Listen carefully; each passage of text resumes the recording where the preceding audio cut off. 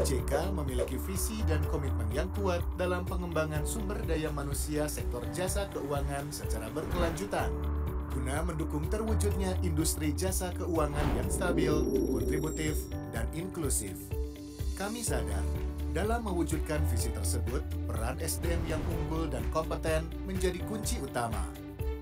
OJK Institute hadir untuk menjadi Center of Excellence, guna mendukung pengembangan sumber daya manusia sektor jasa keuangan dan melakukan riset-riset yang inovatif dan terkini. Pengembangan sumber daya manusia sektor jasa keuangan yang kompeten dan profesional menjadi salah satu faktor penting dalam mendukung keberhasilan kinerja lembaga jasa keuangan. OJK Institute memiliki 3 fungsi utama. 1. Mengembangkan kapasitas SDM sektor jasa keuangan melalui penyelenggaraan program pelatihan, seminar, dan workshop. 2. Melakukan riset yang inovatif dan visioner. 3. Merancang dan mengembangkan standar kompetensi SDM sektor jasa keuangan, serta melakukan penata laksanaan lembaga sertifikasi profesi. Dalam rangka meningkatkan kompetensi SDM di sektor jasa keuangan, OJK Institute menyelenggarakan berbagai program capacity building, baik dalam bentuk workshop ataupun webinar. Menghadirkan narasumber terbaik yang memiliki keahlian di bidangnya, antara lain bidang perbankan, pasar modal, IKNB, teknologi digital, dan lain-lain. Riset di OJK Institute berbasis akademik dengan memperhatikan perkembangan terkini. Penyusunan riset menghasilkan temuan dan rekomendasi yang mendukung kinerja sektor jasa keuangan. OJK Institute juga menyediakan perpustakaan digital e-library OJK yang mengelola koleksi buku digital, koleksi internal OJK, koleksi buku fisik, dan koleksi e-resources mitra OJK. Selain itu, manfaatkan juga aplikasi Elip OJK untuk membaca e-book melalui smartphone. Minisite OJK Institute tersedia sebagai portal media digital untuk mempermudah publik mengakses berbagai informasi kegiatan OJK Institute terkini. Selain itu, OJK Institute juga membangun knowledge management system sebagai media pembelajaran dan pertukaran knowledge secara digital yang dapat diakses oleh seluruh SDM sektor jasa keuangan. Indonesia saat ini telah menerapkan strategi pengembangan SDM berbasis kompetensi.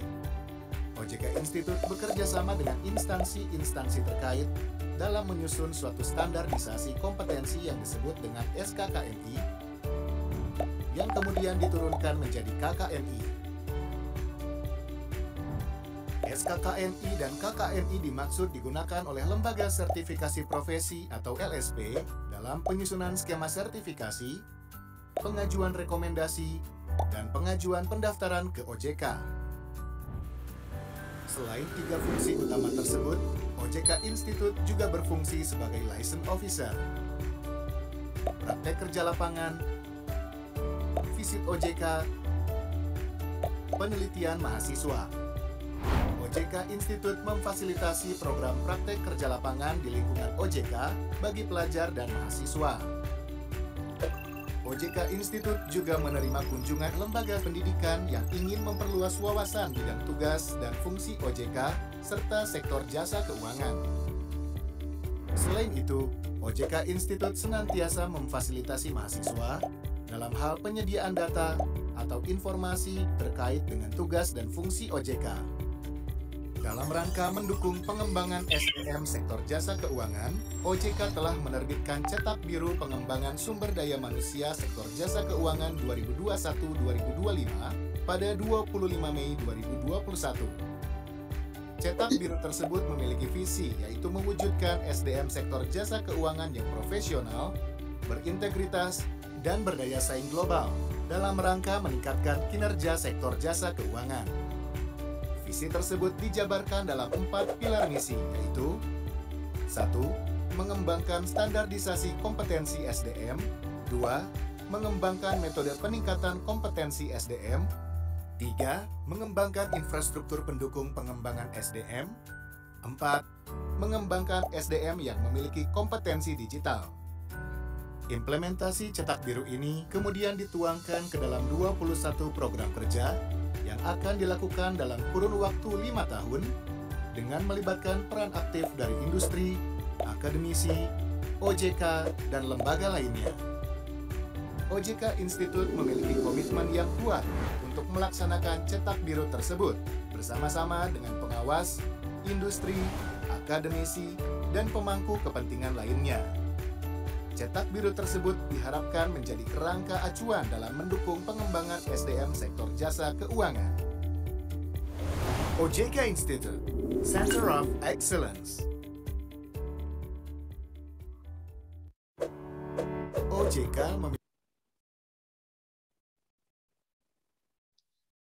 A very good morning, ladies and gentlemen. My name is Monica Chua, a news anchor at CNBC Indonesia TV, master of ceremony and also moderator for today's event. And I'm very delighted and very excited to be hosting our event today. And before we start, ladies and gentlemen, let me greet our honorable guests and also speakers for today's event.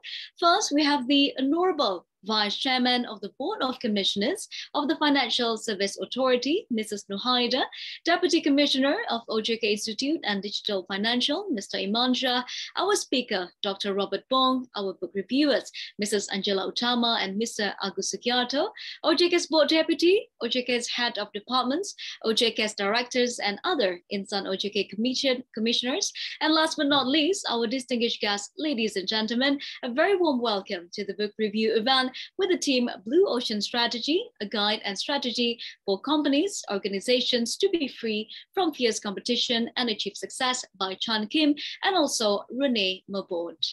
And ladies and gentlemen, before we begin this event, allow me to inform you several guidelines during this event. First, you may type your question via the Q&A feature with the format name, question, affiliation, and who your question is addressed for. And all the questions can be submitted in either English or in Bahasa Indonesia. And let me inform you as well that we also provide an interpretive feature. Please choose the language that you desire and also that you want.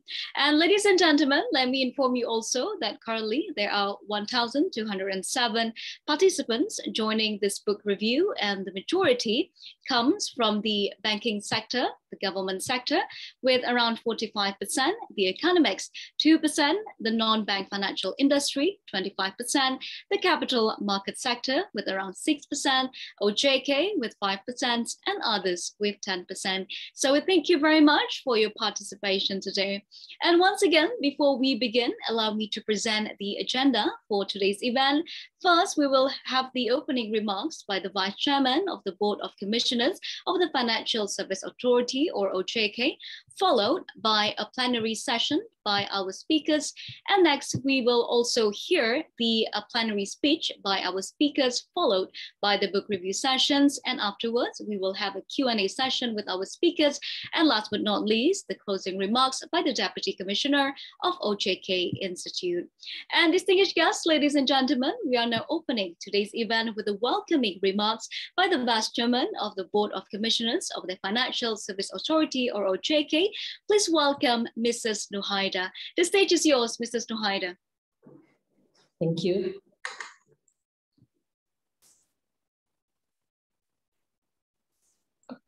Distinguished speakers and discussants, Dr. Robert Bong, CEO of Blue Ocean Global Network, as a speaker for today's event, and Ms. Angela Utama, co-founders of PT Gradana Teknologi Indonesia, and all other speakers that will speak today and share their view today in our event. And of course, all speaker and our virtual audience. Bismillahirrahmanirrahim. Assalamualaikum warahmatullahi wabarakatuh. A very good morning to all of you. First of all, I would like to invite you to express our gratitude to God Almighty, Allah Subhanahu wa Ta'ala, since only by His blessing and willing we could gather on this very prominent occasion, OJK Institute Book Review, Blue Ocean Strategy by Chan Kim and Renee Mabord. The book that we will review this time is fascinating and relevant to the problems of business practitioners ranging from large companies or organizations to micro, small, and medium enterprises, both for incumbents and the newcomers, especially in today's current conditions when the world is facing digital disruptions and still struggling with the pandemic. I would like to take this opportunity to extend my appreciation to the speakers as well as to discussants that have been willing to share their insights and also their views, and hope that we would get more benefits from this book. Participants, ladies and gentlemen, as we often hear, one of the biggest challenges faced by companies or organizations is related to the fierce competition in the business world or maybe in organizations world, which make it difficult for companies or organizations to gain and sustain their positive performance. This problem may arise due to companies or organizations' tendencies to start businesses and enter the market that is already crowded with many competitors. One aspect normally considered by those entities was that this market is potentially bringing profits, but without considering that it will harm their sustainability in the long term. And at the next stage, their behavior often creates a competitive failure for companies or organizations, making them suffer financial losses. Those persisting in this behavior will also threaten economic stability and financial system stability in a country. Realizing the impact of this phenomenon, I perceive that companies or organizations need to mitigate this risk, change the old habits, and shift to a new and innovative mindset. Even though it is not easy, it could be difficult, companies or organizations must instill a breakthrough away from old trends and create trends in new markets so that they can overcome the competition, or they don't have to face competition or fierce competition. In this case, companies or organizations must be balanced in creating a comprehensive strategy and continuously innovating as a strategy to create new markets, to survive and to succeed in these markets. Ladies and gentlemen, the Blue Ocean Strategy, this book that we will discuss today, is one of the keys to these problems. This book provided guidelines and strategies for companies or organizations to be free from fierce competition, create new markets, and be successful in the markets. Implementing the strategy in this book obviously will assist companies or organizations to improve their business performance and financial conditions, and such will positively affect the financial system stability. Indeed, OJK, as mandated by the law, puts high concerns to the financial system stability, and therefore, in this rationale, OJK needs to put itself as a leading initiator to review and to discuss this book with stakeholders in the financial sector. Today, we are very fortunate to have Dr. Bong with us. He is a Blue Ocean Strategy expert and will convey what steps needs to be taken to implement a Blue Ocean Strategy in this era.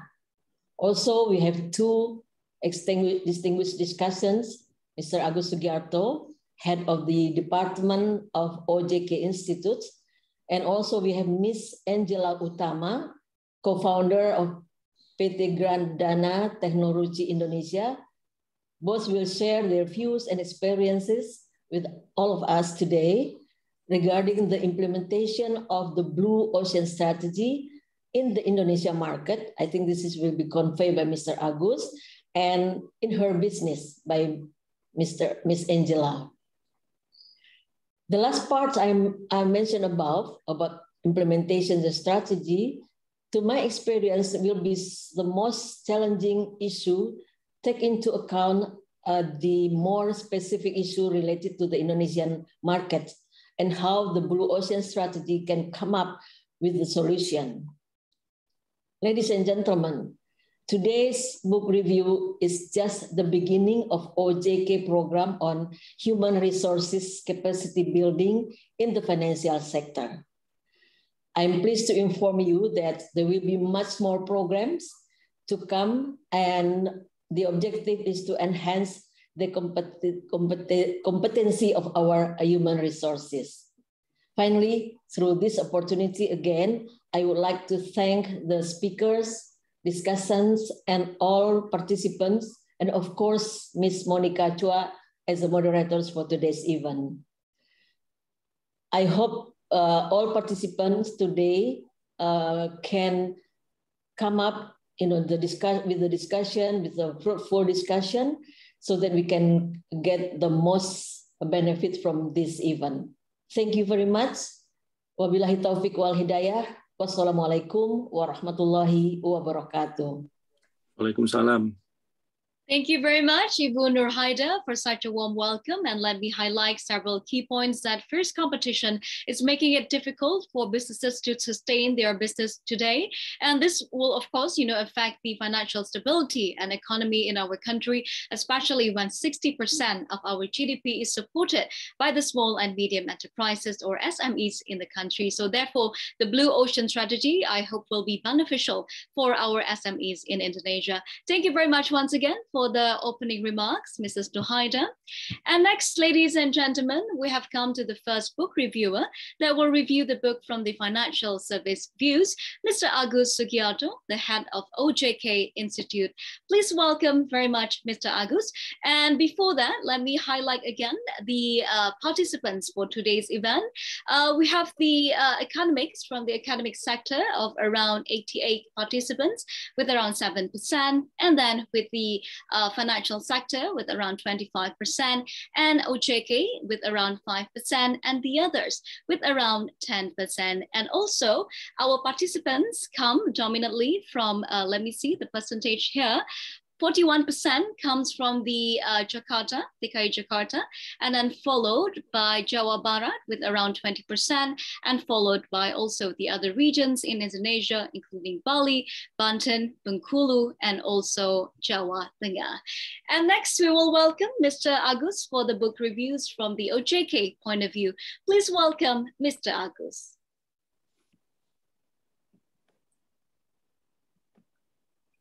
Terima kasih Ibu Monica Chua.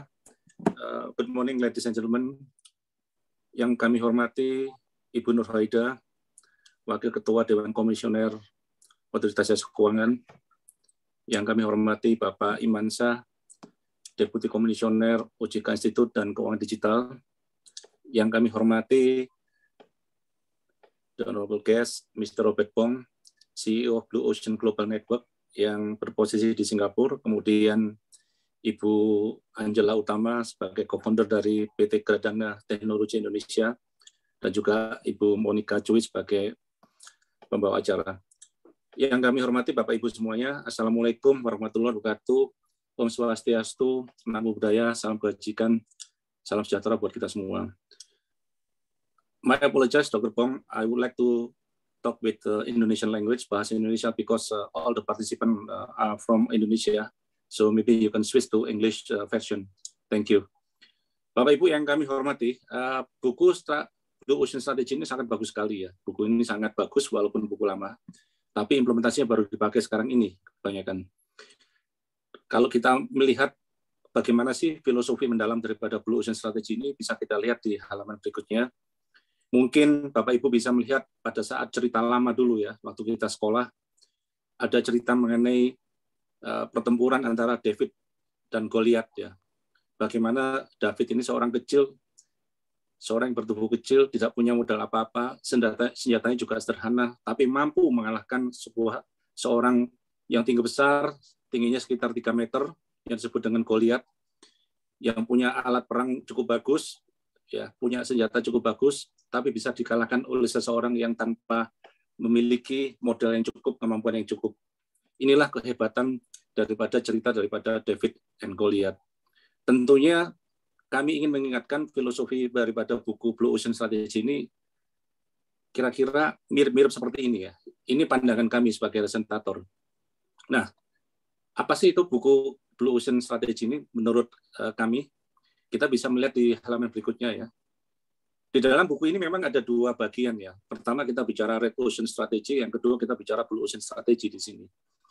Kalau kita bicara Red Ocean ini, business as usual seperti sekarang ini. Kalau kita ingin mendirikan bank, misalnya kita akan berkompetisi dengan bank-bank yang sudah eksis. Begitu juga kalau kita ini ingin mendirikan perusahaan asuransi dengan cara-cara yang seperti biasa, tentunya kita akan bersaing ketat.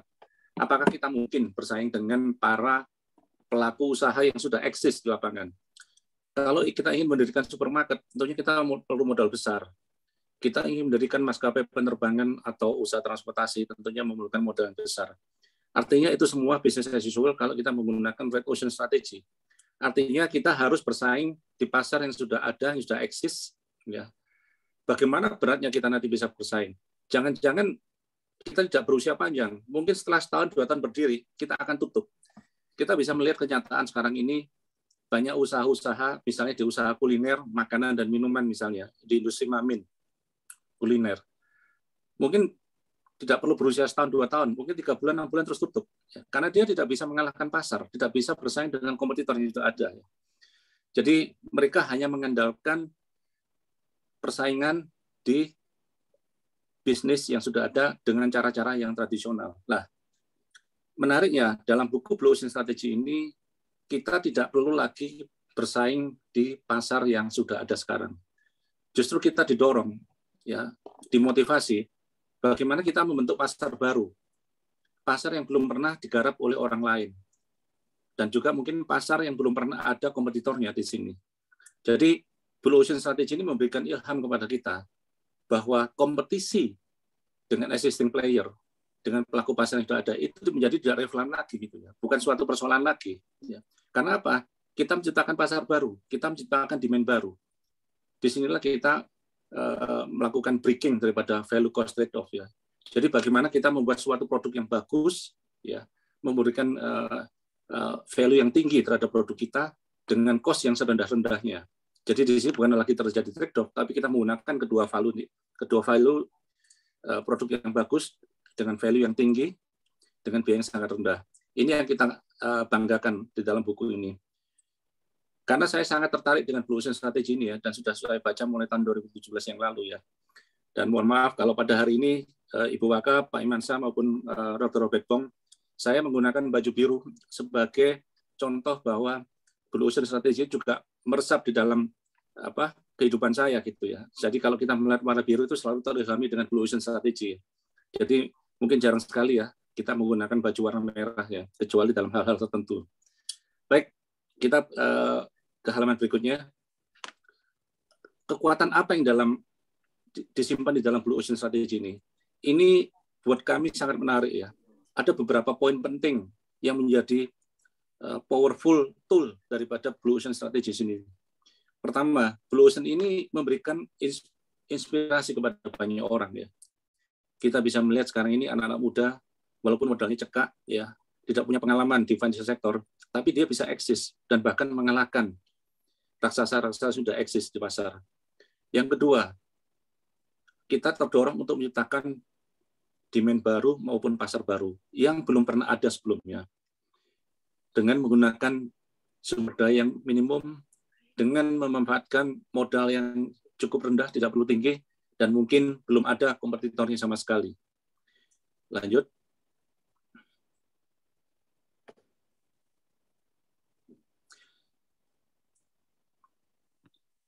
Nah, di sini kita bisa melihat bahwa saya ingin memberikan contoh bagaimana Blue Ocean Strategy ini bisa memberikan ilham, inspirasi, motivasi, mendorong orang-orang untuk berkreasi lebih lanjut ya. Sebagai contoh adalah kasusnya Gojek di sini.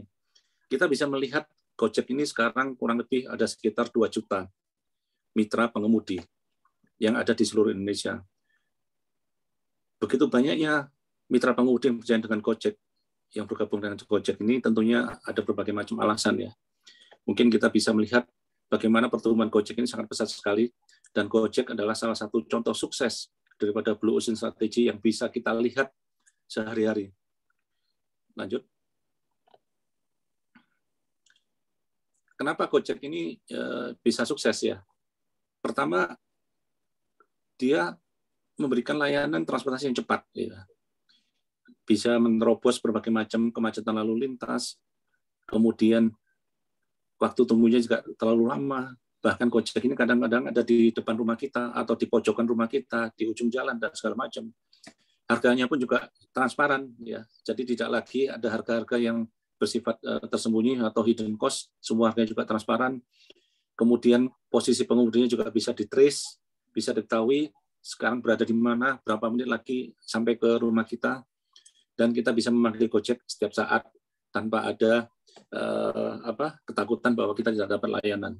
Nah, ini salah satu aspek daripada salah satu kesuksesan Gojek dalam konteks Blue Ocean Strategy. Kalau kita lihat di halaman berikutnya,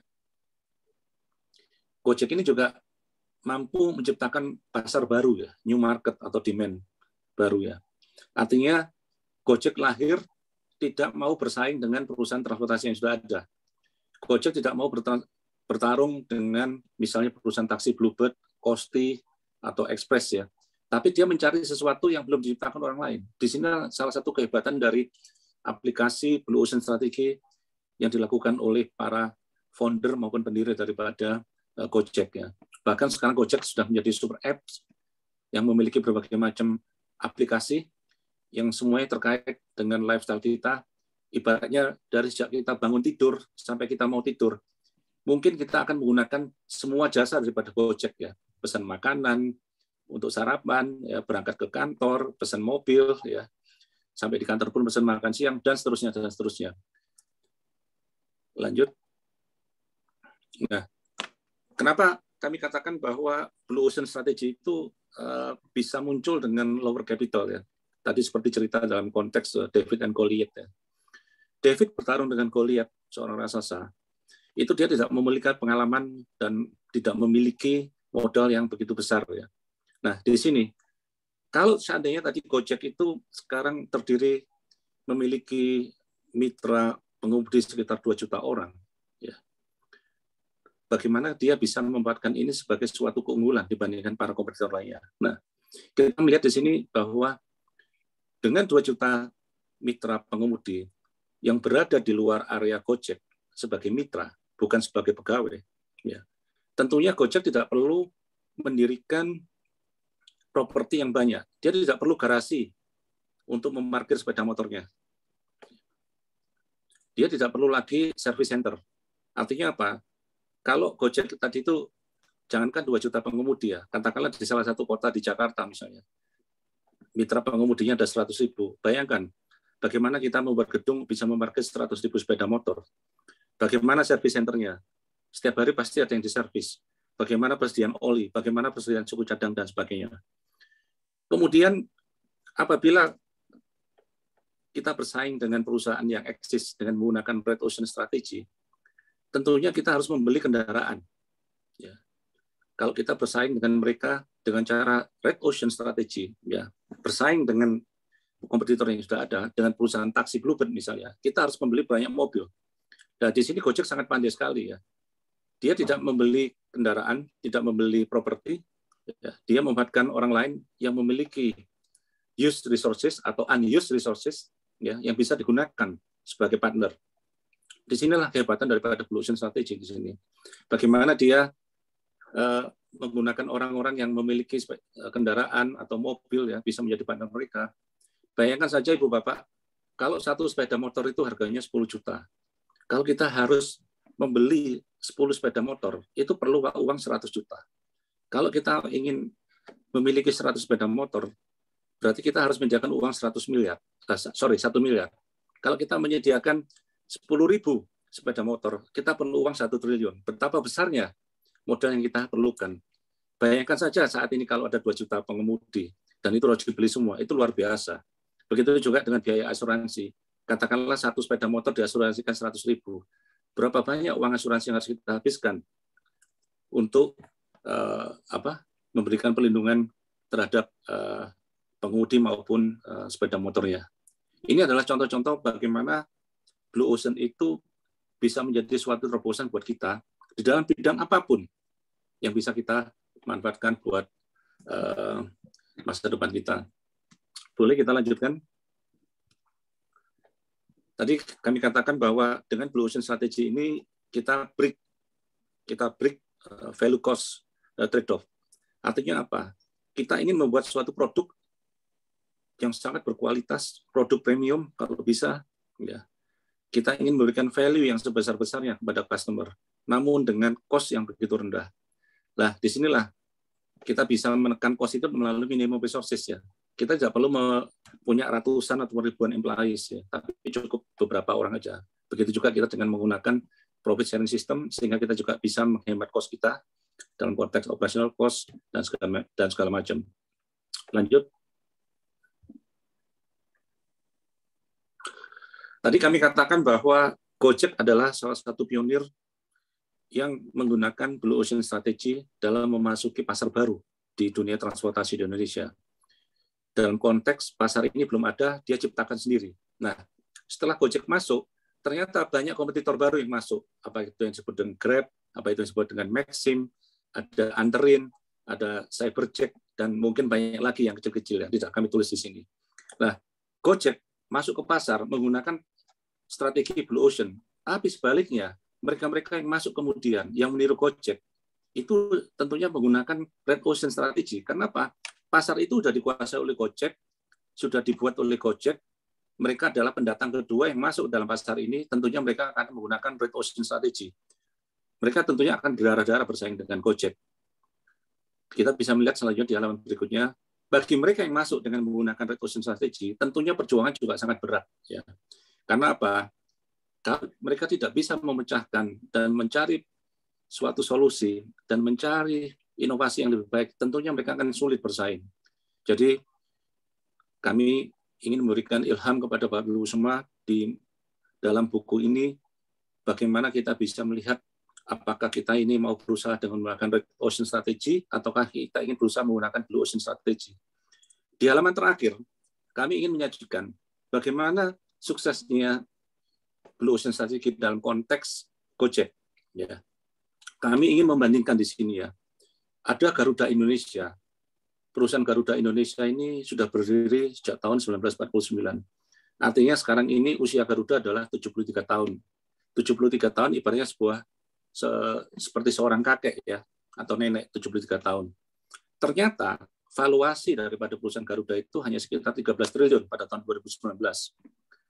Kemudian kita juga bandingkan dengan perusahaan transportasi lain yang sudah eksis di Indonesia dan menerima pasar di Indonesia, yaitu perusahaan taksi Bluebird. Bluebird berdiri tahun 1972. Kurang lebih sekarang ini usianya adalah sekitar 51 tahun, setengah abad. Tapi nilai valuasinya baru 3,72 triliun. Sebaliknya Gojek, yang baru berusia 12 tahun, ya ibaratnya masih anak kecil, baru anak lulusan SD atau masuk SMP ini, justru valuasinya sudah mencapai 143 triliun. Inilah salah satu kehebatan dari Blue Ocean Strategy, bagaimana kita bisa menciptakan pasar baru, membuat permintaan baru, membuat inovasi, sesuatu yang belum ada menjadi ada, dan memberikan manfaat yang sebesar-besarnya kurang banyak sehingga bisa dibeli oleh masyarakat. Sekali lagi kami ingin memberikan apresiasi kepada pengarang buku ini, ya, beliau berdua ya, Rene dan juga Chan Kim ya, yang dengan otak yang brilian bisa membuat buku ini, bisa menjadi cerita ini menjadi ilham bagi semua orang. Dan tentunya sebagai perwakilan dari Blue Ocean Global Network, Dr. Robert Bong, kami juga terima kasih dan I pay respect to this book. Dan one of my respect to this book is now I'm wearing the blue shirt as part of the Blue Ocean Strategy. Sekali lagi Bapak Ibu, terima kasih dan mohon maaf kalau ada kekurangan. Wassalamualaikum warahmatullahi wabarakatuh. Selamat siang.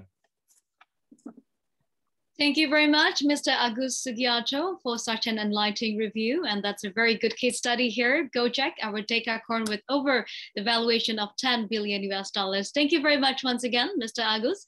And next, ladies and gentlemen, we have come to the second book reviewer that will also review the book from a business actor views, Mrs. Angela Utama, the co-founder of PT Gradana Technology. And before that, let me read out a brief CV of Mrs. Angela. Mrs. Angela is the co-founder of PT Granada Technology Indonesia from 2016. Previously, she was the division head at PT Bumi Serpong Damai Tbk or Sinar Maslan from 2012 to 2019. And Mrs. Angela studied at the San Jose State University in the USA with a Bachelor of Science, Business Administration with concentration in international business. Therefore, we are very fortunate today to have Mrs. Angela on our webinar. The stage is yours, Mrs. Angela. Thank you, Monica. Very good morning to all of you. Thank you for OJK Institute for inviting me in this workshop. A very special greeting to Ibu Nurhaida, Bapak Irmansyah, Dr. Robert Bong, and Bapak Agus Sugiarto. It is an honor and pleasure for me to be able to share the stage, well, actually rather the screen due to the pandemic. And well, in this opportunity, what I would like to share is more like the point of view from my own experience, right? Running a business, a startup called Gradana. But other than that, what I wanted to enlighten and open up for everyone that, you know, I also had the opportunity back when I was still working as a professional and through a in-depth training program on Blue Ocean strategy back in maybe 2013 and 2015. So my sharing session will be a combination of both, like how the application kind of shaped me to choose, you know, to go into become a co-founder in a P2P lending from someone who has a property background. And also that I wanted to share with you that, you know, through the exercises that I had back then, that it was actually possible for us to identify some innovation or process improvement in existing business and organization. Okay, so maybe I will start with the general concept. I think to me, what the main thing about Blue Ocean is basically about differentiation. How your product is different and why the customer should go to you. If, you know, basically if everyone is offering the same thing, then you know, it makes it a price war, right? Then like otherwise the customer will choose who offers the cheapest price and things like that. And, you know, and this is actually, you know, the price war is what's causing the red ocean. People kill over each other. And it's a win for the customer, but it's literally bleeding among for the businesses. So that's why I think it's the concept, it's called the red ocean. I think what's most important is, you know, for us as businesses to be able to do a bit of what we call a value creation or value innovation. So what do you mean by value? I think in English, it's basically, you know, the benefit that you give to the customers. It needs to outweigh the costs that they pay for the services or the goods. So the plus point is what's called the value. So I think that's one aspect that I wanted to convey. So I think, you know, about the price war part, maybe in the conventional sense, you know, I think, you know, for all of us in Indonesia, we're quite familiar, you know, with the two mini marts, right? There's always the Indomaret versus Alfamart, right?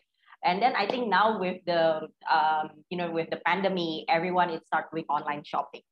And the online shopping is actually, it's more of a plus for us as a customer. And it's actually definitely making a more cutthroat competition among all the retail players, especially. Because, you know, it's very easy for us as a customer to go online, to do through Google Shopping, search the item that you want, and then voila, all the prices will come up from the different platforms, and you basically, you know, can choose, you know, which platform offers the cheapest price, right? So it's also interesting that Ibu Nurhaida just now mentioned that it is actually becoming more relevant, and the world is getting more competitive due to this pandemic because things are more difficult. And interestingly, as one of my mentor mentioned in LinkedIn when I shared about this Blue Ocean strategy session, one of my mentors actually commented that the ocean level is rising even higher. Well, due to the global warming also, right? And yeah, well, with the rising ocean, it makes the waves even harder. And it's basically more difficult for companies or businesses just trying to float and to survive. Okay.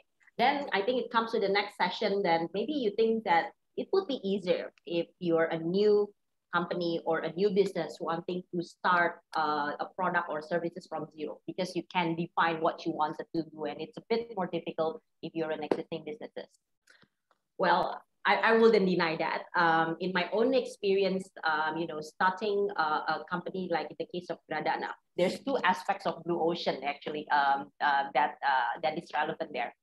First of all, for those who might not be familiar, the company that I co-founded, it's a license, OJK license fintech P2P lending, but we focus more on property-related financing.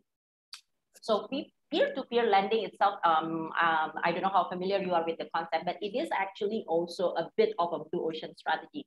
Because when you think about financial institutions or financial model, you kind of think about banks, multi-finance, or BPR as typical traditional financial institutions in Indonesia. And it's more about pretty much requiring big capital, a lot of resources, asset control, and things like that. And for the peer-to-peer lending, so basically it connects, as a platform, what we do is we do the loan underwriting about from the potential borrower pools. But the fund itself actually comes from another set of users called lenders who wanted to basically get financial gains or yields, from placing it into this kind of amount, right? So it's a bit like Gojek in a sense, when there is a market orchestration, but for them it's drivers.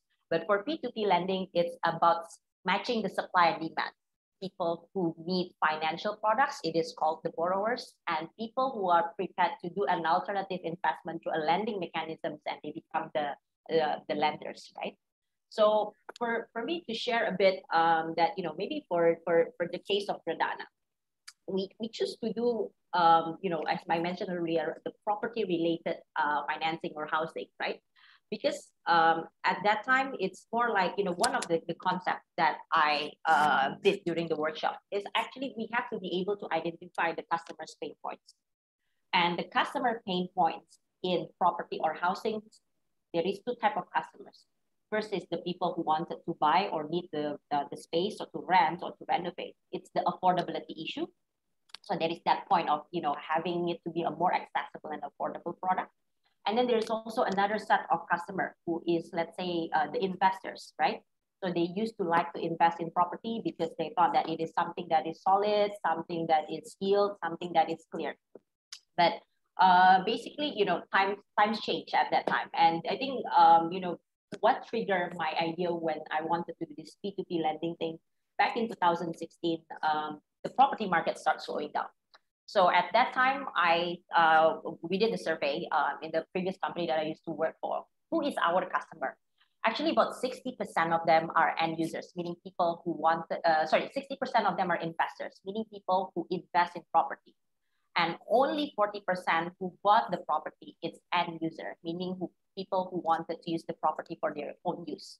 And this is puzzling, right? So it's like, why this is the case? It shouldn't be the other way around. It should be more users instead of the investors. So when we dig further, both sides complain.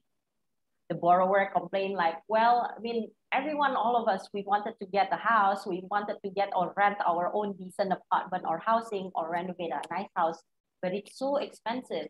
We try to save up for down payments, but before we are able to save it up, the house price keeps increasing. So that's one side of the pain point. Another side of the pain point is those people who like to invest. Their complaint was like, it's getting harder to try to sell property. And if I wanted to sell it, there is no immediate buyer.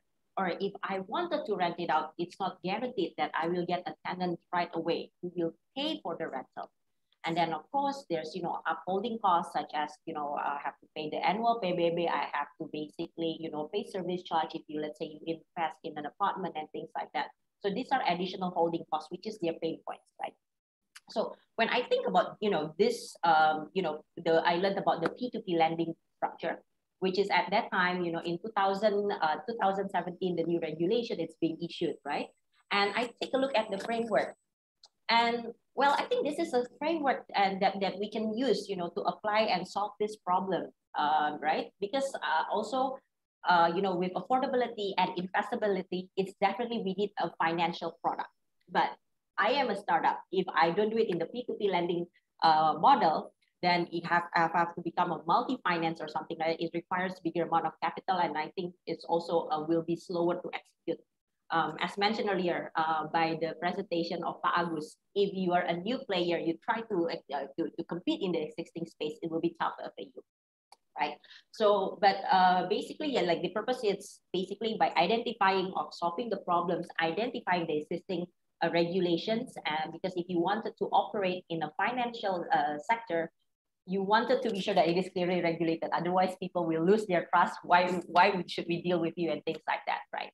And then at the same time, also another pain point that we are solving is actually we are working with other property stakeholders, such as property developers, such as property agents, because everybody has a pain point. Oh, it's difficult for me to sell. When they wanted to buy, they still wait and things like that. So by working with everyone as part of our ecosystems, and then we can embrace it through the P2P lending model.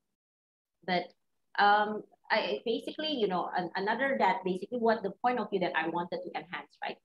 Be aware of the problem, be aware of the solution, that it may not be conventional, but definitely the background is relevant because, but again, if I choose to see it in the red ocean way, somebody with a property background like me would probably typically then come into a startup or a businesses that it's more traditional, like becoming a developer or becoming a property agent. But when I identify this problem, I realized that there is a blue ocean space, which is using the P2P structure and solving the problems related to property financing through the blue ocean way. Next part of the my sharing would be like like as I mentioned earlier, that blue ocean strategy is not only relevant for new business ideas, but it can also be implemented to existing business or organization, but with a more creative approach. So I wanted to share the experience that I had during the workshop. So at that time, we have to basically do a case study based on celebrity fitness and fitness first. I think this is two big gyms that everyone is familiar with, right? And it's kind of head to head and very ocean with each other. And at that time, we have to pitch on the fitness first side on how to make it into a blue ocean space and still not do a red ocean strategy direct head to head with celebrity fitness. So when we did the exercise, definitely, one of the easiest ways is to identify the pain points, right? So the identify, and of course, another methodology is to identify the market. I think more of this will be perhaps explained in Dr. Robert Wong's presentation later on. Who is the market? We have to realize those 2 points. But at that time, we choose to focus more on the pain point. At that time, when you wanted to go to the gym, right? Oftentimes, it's very sporadic. You come in there, you don't get classes or it gets overbooked and things like that. But then we innovate how to make this pain point of overbooking or annoying, when we go to classes, but we cannot get the classes and things like that. So we come up with the solution of doing online booking. But remember, this back in 2013 and 2015, it is not as normal as now to do online bookings. So that it is solve the pain points for people or the market that we wanted to focus, which is more premium, because fitness first is more premium than celebrity fitness. Your membership fee is more expensive. We're focusing and giving value for people who value their time, right? Because time is money. And they don't want to be coming there and be disappointed. And so that they wanted to be sure that, when they go to fitness first, they do the reservation, they get the classes that they want, maybe for the yoga or maybe for the Pilates and whatever it is, and they won't get disappointed. So that becomes the value proposition and one of the, based on the exercise that we did and the solution for fitness first. And then maybe, some random thoughts that come up when I was asked to share for this session, right? And I think maybe you will also come up with more ideas after you hear the presentation from Dr. Bong, is that maybe related to OJK, it's perhaps that, how maybe some things that may come up to your mind is how to make the supervisory effort or, regulatory or surveillance effort more efficient. And then is there a system or a form that can be developed to customize or monitor the data?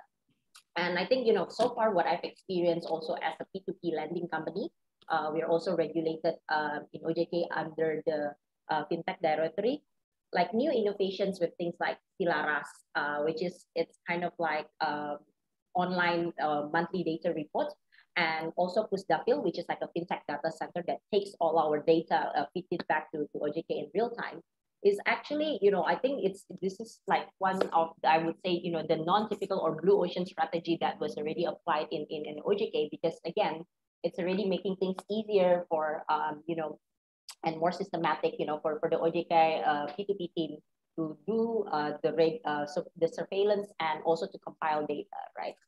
And again, you know, because I work in the fintech sector, I might be biased, but as Henry Ford said, for most purposes, a man with a machine, it's better than a man without a machine. So I think, you know, the use of technology, the use of digital innovations and things like that do actually kind of help and enable people to do blue ocean strategy easier. And then I think, you know, I also maybe like, you know, with the colleagues in IKD, the Inovasi Keuangan Digital, I think what I can say is, you know, I think it's been great that, you know, OJK has been open to and more inquisitive to the new business ideas offered in the fintech sectors, and you know, and basically adopt and try to listen and regulate. And while, you know, I think as long as, you know, the new services or goods that are being offered, it's something that solves people's pain points and offer value for the society, I think it is something that should be supported. And so far, it has been done greatly by the whole OJK team. So last but not least, before I pass the mic back to Ms. Monica Chua and also Dr. Robert Bong for the more comprehensive presentations, what I wanted to say is, with the Blue Ocean strategy, the possibilities are limitless. Explore, and hopefully you will get some creative new ideas, and, you know, after this session that you can apply to your existing businesses or perhaps new business ideas. So once again, thank you, and I'll pass the mic back to Ms. Monica. Thank you very much. Thank you very much, Mrs. Angela Utama, and we'll discuss more about this during the Q&A session later. And next, ladies and gentlemen, we would like to invite our speaker for today's event, Dr. Robert Bong, the Chief Executive Officer and Director of Blue Ocean Global Network. But before that, let me read out a brief CV of Dr. Bong. Dr. Bong has more than 40 years of global experience, having worked in corporate leadership positions across different countries in the USA, India, China, and the Asia-Pacific region as the Chief Executive Officer, Managing Director of a number of publicly listed companies, as well as the Vice Chancellor and also Chairman of several universities. Dr. Bong is also the Chief Designer of the Blue Ocean Academy and the Principal Consultant of Blue Ocean Consulting, the creative engine responsible for designing and delivering advisory, consulting, and training services to the education institution, corporates, as well as the governments globally. Therefore, we are very fortunate today to have Dr. Bong on our webinar. Dr. Bong, please, the stage is yours.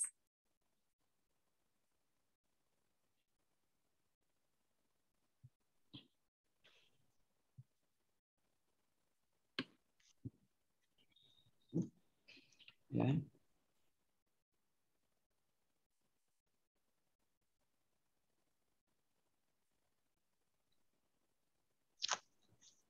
Very good morning.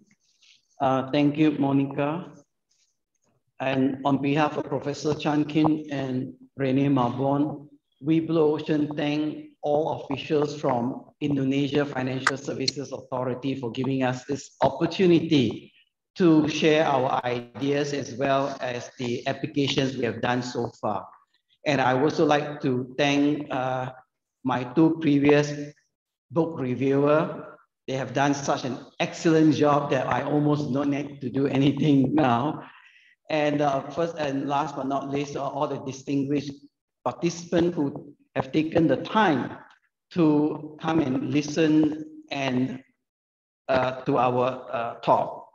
Now, first and foremost, I'd like to first start by making the book actually was developed, or the concept was developed and written as a book by Professor Chan Kin and Professor Rene Marbon, both of which are the INSEAD professor.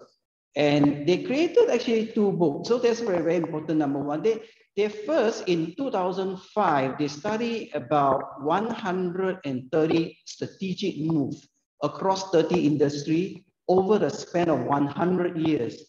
Then they came out with this book. This is about what is blue ocean. Why is it that some companies are exceedingly successful? Not only exceedingly successful, they have almost monopolistic profit. So they study about 108 strategic companies, of which 15% of them were using blue ocean's move. The rest of them, 85% using a red ocean move. And the outcome is that the profit share of this 108 businesses, the profit share is all more than 2/3 belongs to the blue ocean move. Less than 1/3 belong to the red ocean move. So that was a very interesting observation. And they came up with this book along with all the concept, tools, and methodology for people to understand, to analyze what is and what is not blue ocean. But over the 10 years, I might also say that by 2017, they came out with the second book. The second book is Blue Ocean Shift. It's all about how do we apply blue ocean concept and make it successful. And if we fail, why did we fail? Now, I have the opportunity and the privilege to follow through the whole series of events over time, and part of the many implementation of blue ocean, some of which are successful, some of them are not successful. So today, what I'm going to do is that I would like to not talk about just what is inside the book, what is blue ocean, what is not blue ocean. I would like to take a very different approach. I say, okay, all of us here, thousands of us here on this webinar, you do like to know, right? Of course, you like to know what is a blue ocean. You like to know what is a key concept of blue ocean. So for you, enough to consider, am I in the blue ocean or not in the blue ocean? If I want to do blue ocean, what a key concept at least I need to think about. But more importantly, you like to know how has it been applied, or how is it being applied, or how you can apply should you want to implement blue ocean. So in that regard, I will work with you over the next maybe like 35 to 40 minutes. I actually like to work with you from the title of the book rather from the content of the book. But the title of the book is Blue Ocean Strategy, how to create uncontested market space and make the competition irrelevant. So this one, I will touch on how do we solve problem for the non-customer outside the industry. This is the first step. And how do we create new demands as a result of that? Because it is a new demand, therefore we have a mere monopolistic new market space.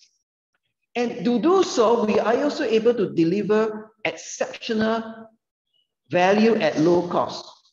And as the result, making the competition irrelevant. And I will use actual example, case study, and use case that personally myself and my team has gone through over the last 10 over years. And they will touch on public sector as well as private sector. Now, that being said, let me start with the next one first. I like to make sure that we all get it right from the beginning. So while I will be talking a lot about blue ocean, so let's call it blue ocean is market creating strategy. I'm not saying that red ocean market competing strategy is not good. In fact, both of them are essential, equally essential for all companies, whether they are government, whether they are private sector. You need to have both competences in your organization in order to seize new opportunity and then maintain agility, velocity, and profitability. I give you an example of this.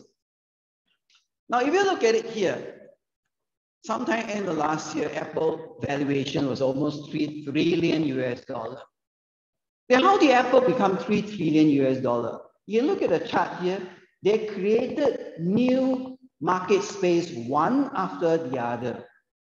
from iPod to iPhone to iPad, you know, and so on.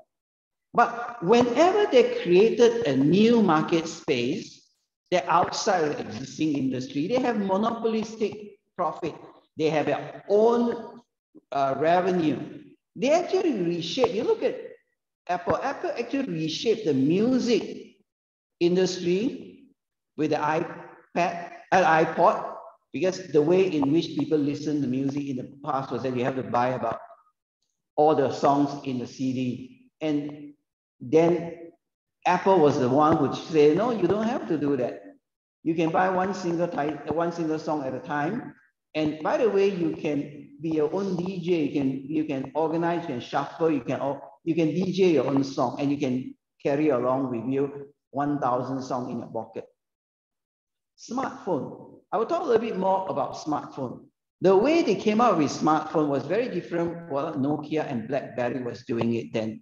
And because of that, they created a totally new apps industry. They changed publishing industry with an iPad.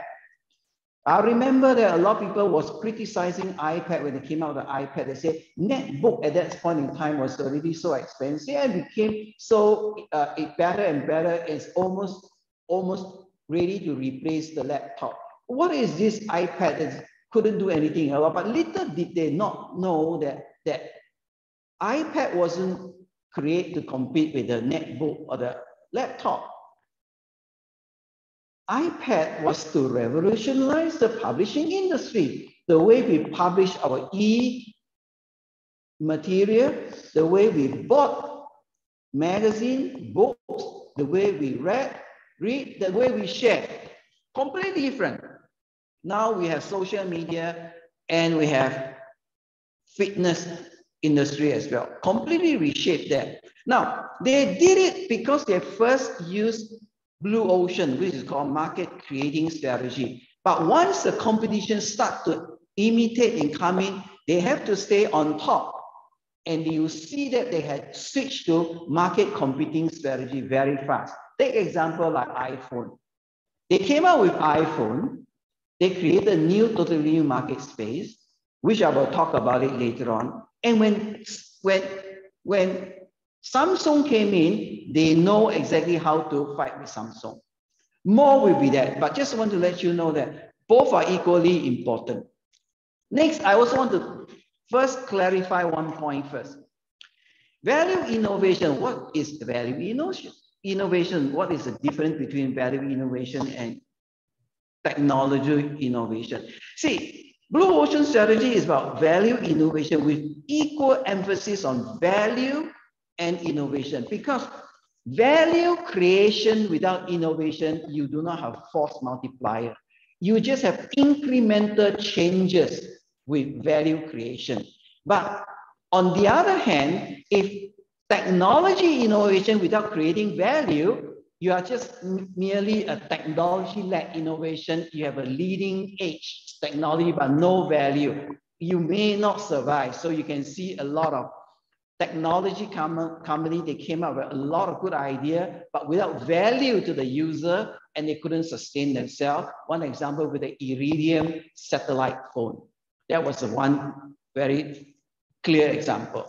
Now, if you look at further about this chart here, these two tubes here, they are from Novo Nordisk.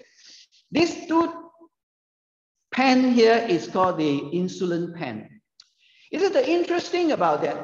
In the pharmaceutical industry, when the Novo Nordisk at that point in time creating the insulin for the diabetic patient, their customer were the pharmaceutical company, the influencer were the doctor. So what they were competing on is that, can you have a purer and purer insulin with fewer and fewer particles per micron of the volume of liquid.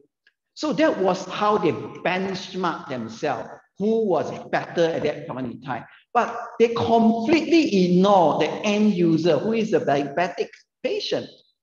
The diabetic patient actually didn't care much about how pure the insulin is. They care about how convenient is it for them to inject themselves with insulin, and how less scary is for them to inject the insulin for the smaller, for younger kids, patients.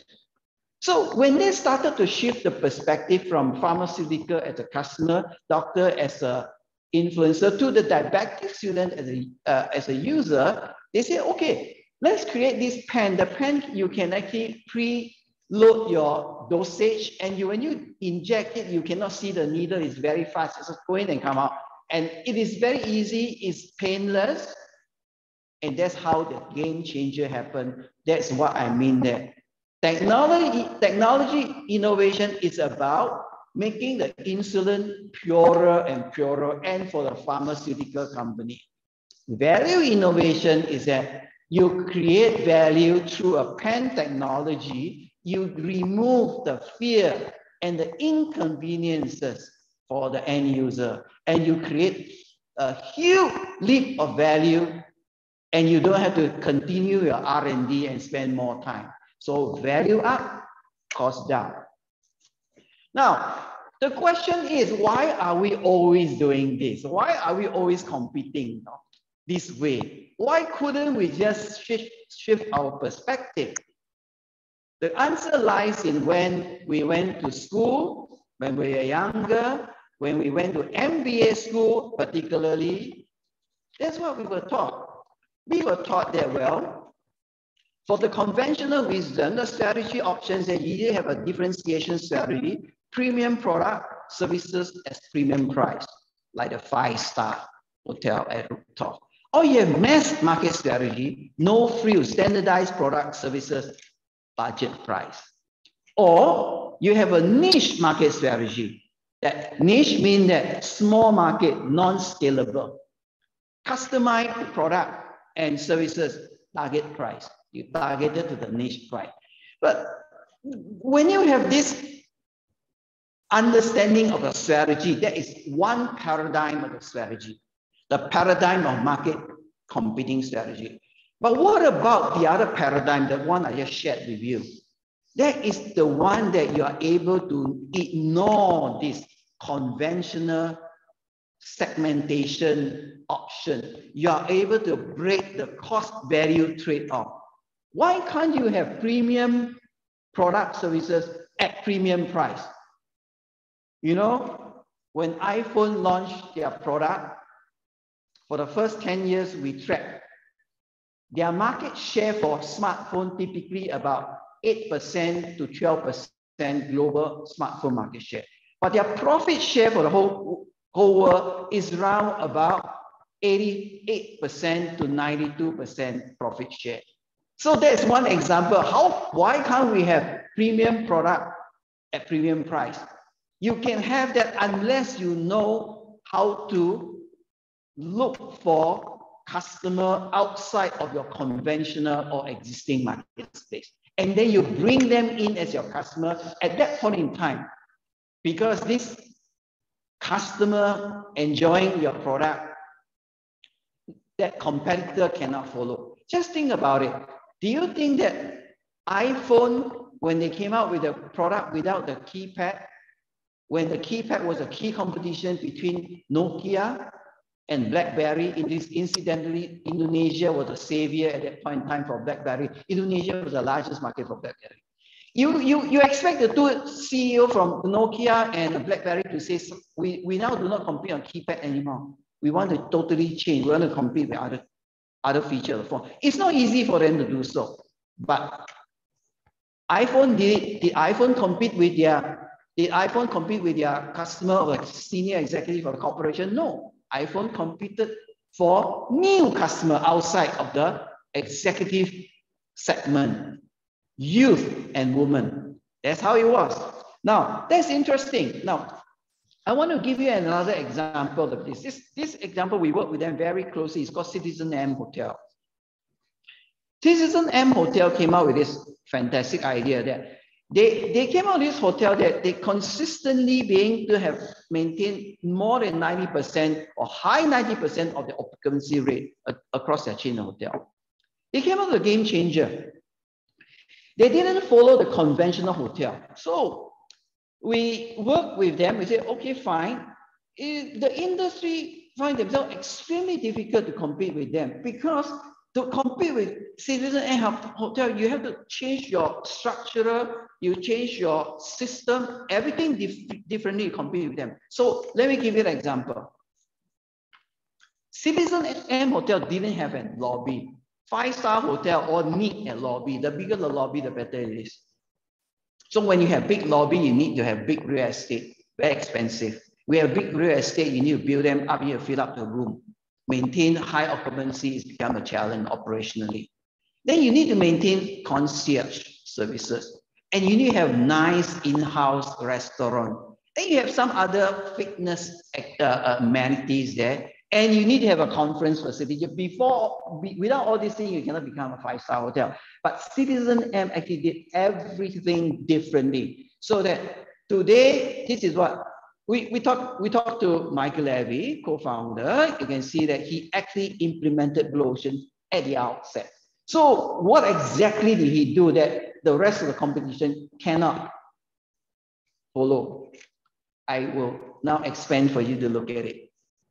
First and foremost, when Michael Levy started with this program and Blue Ocean, they built all the hotels. They decided that no front desk, no reception, no concierge services, no bellhop, no doormans, no full service restaurant and bar in the restaurant, in the hotel, no room service, absolutely no lobby.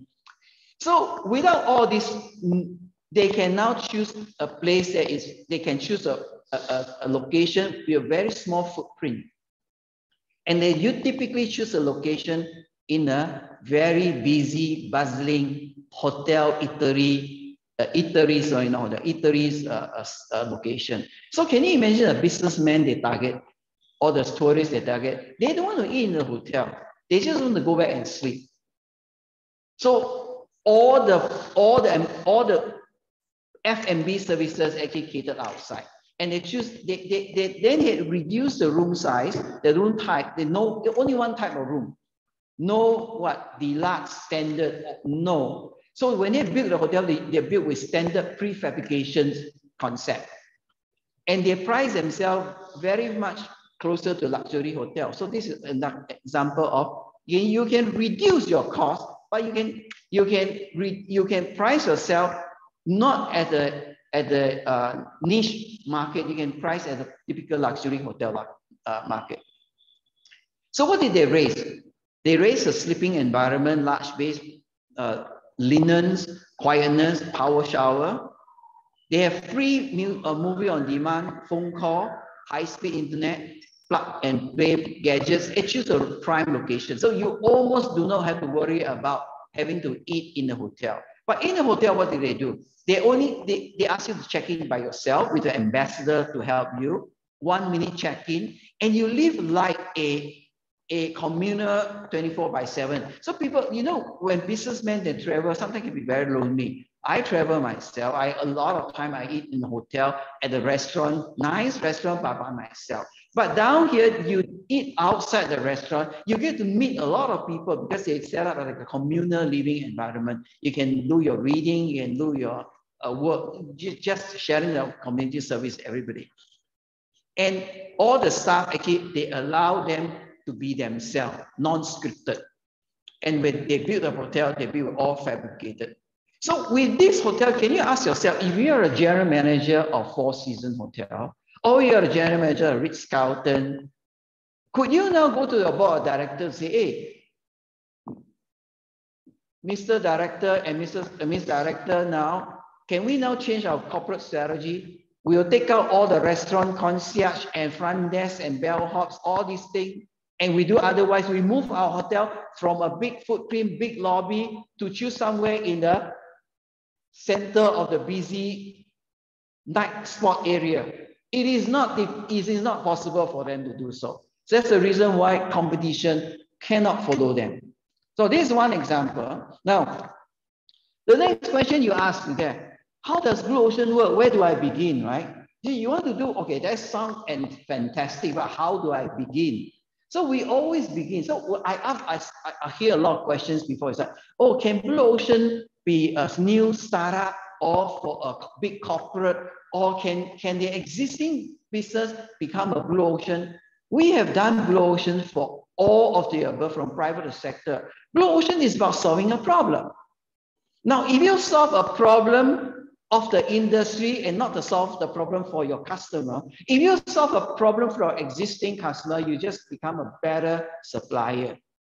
But if you understand industry problem, you solve an industry problem for the customer outside of the industry who then want to use the industry, you get two birds with one stone.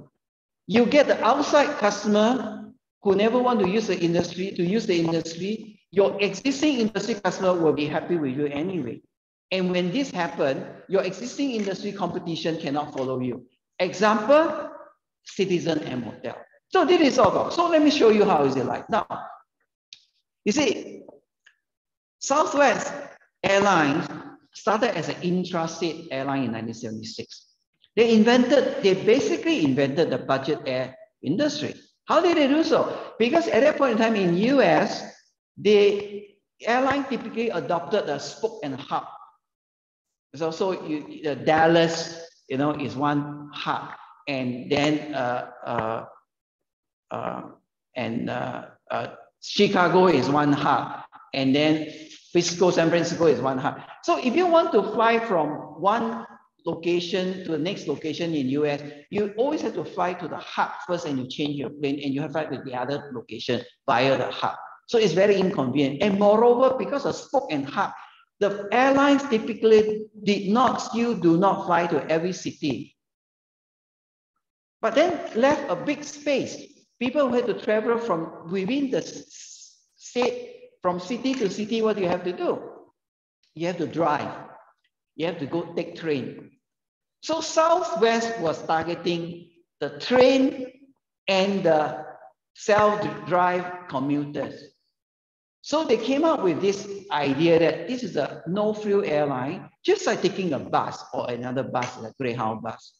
So they were not competing with airline. Actually, they were actually taking the customer from bus, train, and self-drive into a new space of intrastate air travel at a budget, no frill. So first and foremost, airline could not compete with them because that's not their operating model, spoke and hub. They are going the rolling hub and call the point to point. So this is one example. So the way we solve problem, whether it's existing industry or government or new business or new startup, we always start with a problem that might already been identified but may not be defined yet. Okay, so always at the industry level. And some of the problem might not even have been identified as well, may not even be known. So that we will use our methodologies to find the unknown problem, and we solve the unknown problem at the industry level. And Blue Ocean always reframe the problem and solve them differently. So when you reframe the problem, you solve the problem not through the eyes of the existing industry user. You solve the problem through the eyes of why people do not want to fly airline from city point to point, because there isn't service for that area. So that's how you do it. So we always try to solve the problem, focusing on problem that will likely become a game changer when the outcome is created. And then we create a totally new demand and a category, a new market space. So that is a concept. Now let's go with the real stuff and how we do it again. Now let's talk about video game industry. Now in the early days, the video games industry between Xbox and PlayStation. Okay, so if you look at this one, you look at the industry. What did the industry compete on? Whether it's Xbox or whether it's PlayStation, the industry competed on series of game and new releases of new series of game. They make each game more interesting, more the game plot. They have to write the game plot. Then they have to code the game plot into video rendering and to create realism. Then they have to adopt immersive technology that you can then go inside the game and play as if you are in the game. Then they allow you to personify yourself. You have a profile. The capability is there. That even you can play with multiple players in the game, same game, and the overall player experience of the game, and they create good sales and marketing channel and after sales support. This is how the industry typically compete on in a market competing strategy. But when you do that, what will happen? Your cost will go up, right? Every time you come out with a more realistic game, you have to have more technology. When you have more technology, more R&D. You have more R&D, the game becomes more and more sophisticated. When the game becomes more and more sophisticated, only young people can play, maybe up to maybe 20 plus years old. You need no entirely another, like say, older people in the market like me. I will not be able to play game. My hands will not be, fingers will be nimble enough. My brain cannot work like the millennial. So, but the cost went up. So the price went up. But are they solving the problem of the industry? No, they are not solving the problem of the industry. Look at the problem of the industry. If you look at the problem of the industry, what do the industry have the problem? Now, if you look at the player, the child, the other people like the parent, the purchaser, their grandmother, grandfather, their friend, all these things, they have this problem. They become addictive. When they become addictive, academic performance went down. They're exposed to strangers, especially now we have multimedia persona, you get wrong value system. And now you become very competitive. You actually, when you play game for long hours, you have physical and mental health problem. And you may even pick up bad habit, gambling, betting. The overall behavior change. You become aggressive. Because you play game, no? The hero kill all the monster. You just want to kill. And you become isolated from the social. You come back from school, you go straight to the game room. The parents got no time to talk to them. They have created a distance, especially in Asia. You have multi-tiers, multi-generation family. The grandparents have no quality time with their grandchildren. Disconnected. So, any of the industry players try to solve this problem? No, except for one. Now, look at that. That's in Nintendo. Nintendo came out with a game that everybody can play, wholesome, educational, easy to play. Person like myself, using motion accelerometer, I can play. And the technology used here is not sophisticated. In fact, our old existing technology. The coding is not as sophisticated as those immersive games. And we solve all the problems that the industry are having. That's the reason why Nintendo is doing so well now. And they have a big market share and a huge profit for the longest time. Now, Nintendo solved the problems for the customer of the industry and also the non-customer of the industry, like the parents, grandparents, teacher even, thereby creating new demand for new market space. Now everybody can play. Totally different market space. Now I come back to the iPhone now. So when you see, I spoke a little bit about the iPhone in the beginning. So when you remember when iPhone was first came out, iPhone didn't compete with Nokia and BlackBerry. You know, iPhone didn't even have keypad, not even 3G at that point in time when it was launched. But they captured the imagination of youth and women, and the traditional customer of the Nokia and the BlackBerry with its touchscreen, they couldn't compete. They introduced touchscreen, iTunes, apps, and the design of phone. And later on, they even created their own experience with their own Apple Store. Now, with this, actually, you know, when iPhone was launched, it forever changed the world communication. For the first time, I remember at that point in time, was still running a telco, you know, in North America, in Canada some more, and US. You know, for the first time since the invention of the phone, the data traffic actually surpassed the voice traffic. I remember AT&T at that point in time offered the iPhone. The network crashed because the network is a circuit switching, not a packet switching network. So they couldn't take the data traffic. So I remember in the past you always held your phone by the ears when you talk. You know, these days very seldom you see people hold by the phone and talk. You see people use a phone using their fingers. So the whole thing has changed. They created new industry, mobile commerce. They helped to create new industry because of the capability of the phone and also the critical mass of the phone. Social media, app store, accessory all came out. Now the interesting thing is this: why did Nokia and BlackBerry not see that? If you will look at the history, you go and research. In 2000, 7 years before iPhone was on, they already have a colored touch screen and with a single button. This device they demonstrated. I know it because I was in the telco industry.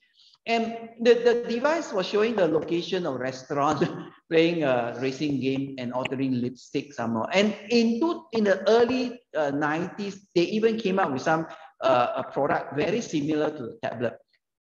But because their candy bar was doing so well and the profits were so high, and they were so focused on competing with BlackBerry for the senior executive segment, the smartphone segment. And BlackBerry was very seriously competing with them. They completely lost sight of the potential customer or non-customer outside of the senior executive or corporate executive segment, which are the youth and the women. And what they want is not just reading email. They want music. They want apps. They want music and they want apps to do many, many things. So you look at a BlackBerry, okay? I remember then, okay, BlackBerry, when iPhone launched Apple launched the iPhone, BlackBerry, the senior executive CEO and the CEO, they went back after reviewing the launch. They have the famous word when they were interviewed. They say, people ask them, now what for BlackBerry? They say, we will be fine. Little did they know that, okay, they lost their entire company from controlling half the smartphone market to less than 1% in 2017. They lost 5.8 billion in 5 years.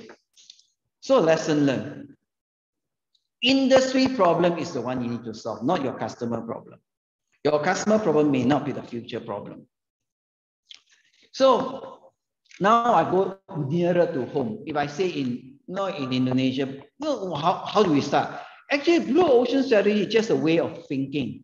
It is a way of thinking. It is a systematic process of creative thinking that anyone can learn and apply. Anyone.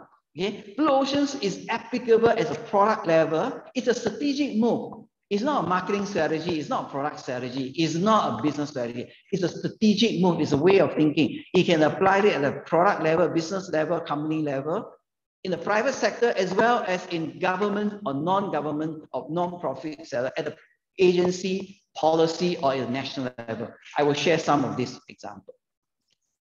First, private sector. You know, private sector, Samsung becomes such electronic giants now because they implemented Blue Ocean. They actually, in the 90s, the chairman was so ashamed of their own products, so that he brought all his head of businesses around the world to look at Samsung product, all on the retail shelf, wrapped in plastic. Why were they wrapped in plastic? Because they were not sold in time. The turnover was very slow, so the retailer didn't want to collect dust and wrap them in plastic. So they all put at the rest at the corner there. So it's very demoralizing. So when the chairman came back, they no, we must adopt a Blue Ocean strategy. So they created such thing called the Value Innovation Program Center. Now the Value Innovation Program Center, they first tried to look at the flat screen TV. They realized, they studied and said, well, why do people buy TV? So at that point in time, TV was only designed for people who actually have TV or watching TV all the time. And so why do people watch TV? That was an industry focus or competition. Then they use blue ocean thinking, they say, oh no, in a lot of emerging economy, TV actually is a center decorative piece of the living room. So when no one is watching TV, or when friends and relatives come to your house, the first thing you want to show off is your TV set. So they have to redesign the TV, so the cathode tube into the flat screen and make it nice. It become a decorative piece as well as a TV. So with that idea, their flat screen TV shot off. Then came the flip phone.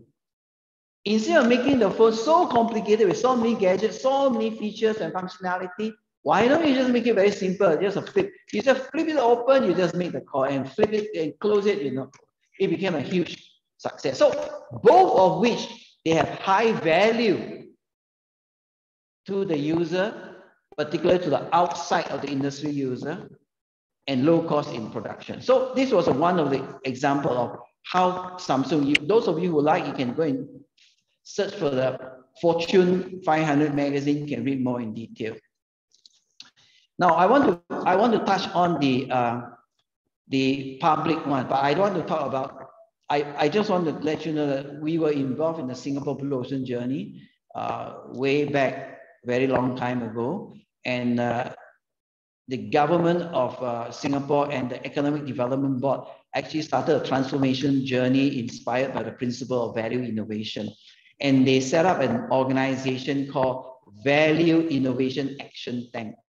Now, this Value Innovation Action Tank actually was the founding ministry, the 14 ministry, state board, and government-linked company became the founding members. And their mandates for us to do it is to provide a framework, set of processes, tools, and education program to enable Singapore and its enterprise to transition themselves to knowledge economy. That was very early. That was like 20 years ago. And also to serve as a repository of knowledge to enable the creation and codification, because Blue Ocean is a systematic way of thinking, is a systematic process of being creative, right? So we have a lot of tools and methodology. We codify them and then and develop the Blue Oceans or the value innovation intellectual materials. And also to act as a common strategic planning language. It's very important that, in fact, in most of our corporate consulting, one of the most beneficial feedback from most of the corporate customers, they say, whatever it is, okay, even though after the training consulting, they may not necessarily have a lot of Blue Ocean initiative, but the language stay with them forever. They now talk about non-customer value innovation. They talk about trade value cost trade-off. They talk about buyer experience cycle, pain point. They talk about all this, use this terminology, which is very useful for them in order to galvanize everybody to come together. Of course, Value Innovation Action Tank was the underlying framework for repositioning Singapore for the new economy called the World.Singapore. Now, what I want to share with you is when we work with the Malaysian government or public sector. So in Malaysia, the case was a very interesting case. I personally spent about more than 10 years working as a Malaysian case there with the government agency there. So one of the programs I like to share with you is, across the world, a lot of countries, you have rising crime rates. When you come to globalization, urbanization, you have a lot of crime rates. And when you have a lot of crime rates, you also have overcrowded prison, and you have very high recidivism rate. Recidivism rate is that if a person go to the prison, come out and go back to prison again, and come out and go back to prison again, called recidivism rate, repeat rate. Okay. Well, so as a result, the taxpayer of all this government and this country burdened with very high social costs, and also security of the citizen is threatened, high crime rate, right? And those who turn to the crime will eventually go into the vicious cycle, recidivism, and they cannot break out of this crime cycle. Their family suffer, everything suffer, emotional toll. So what do we do? So when the government say, okay, fine, I will work very hard to catch all the reduce the crime rate. So when you look across the world recidivism rate is 35 average. Now, country like South America, they can go as high as 65%. Okay, I think even California is 55%. Now, so the government worked very hard to bring down the petty crimes that negatively impacted public safety and their tourism industry. So when they caught all the petty crime theft, right, they have to throw them in the prison, obviously, right? So when they have to throw them in prison, we have a problem. So they didn't have enough prisons. They need 5 or 6 more prisons. Every prison needs a lot of money, multi-million money to build, dollar to build, and also you need time to build. And more importantly, when you have more prison, you throw the petty crime prisoner into the prison, it doesn't help the problem. They just go to the prison advanced school. They learn from the hardcore prisoner how to do more hardcore crime, and when they come out earlier than hardcore prisoner, they become their runner. They start to have the sales agency for the hardcore prisoner to do crime. Now that's a problem. So they ask us, how do you solve this problem? So we look outside of the industry. Like I say, outside the industry, I say, well, the prison department needs more prison to be built. Not a good idea for all I just said already.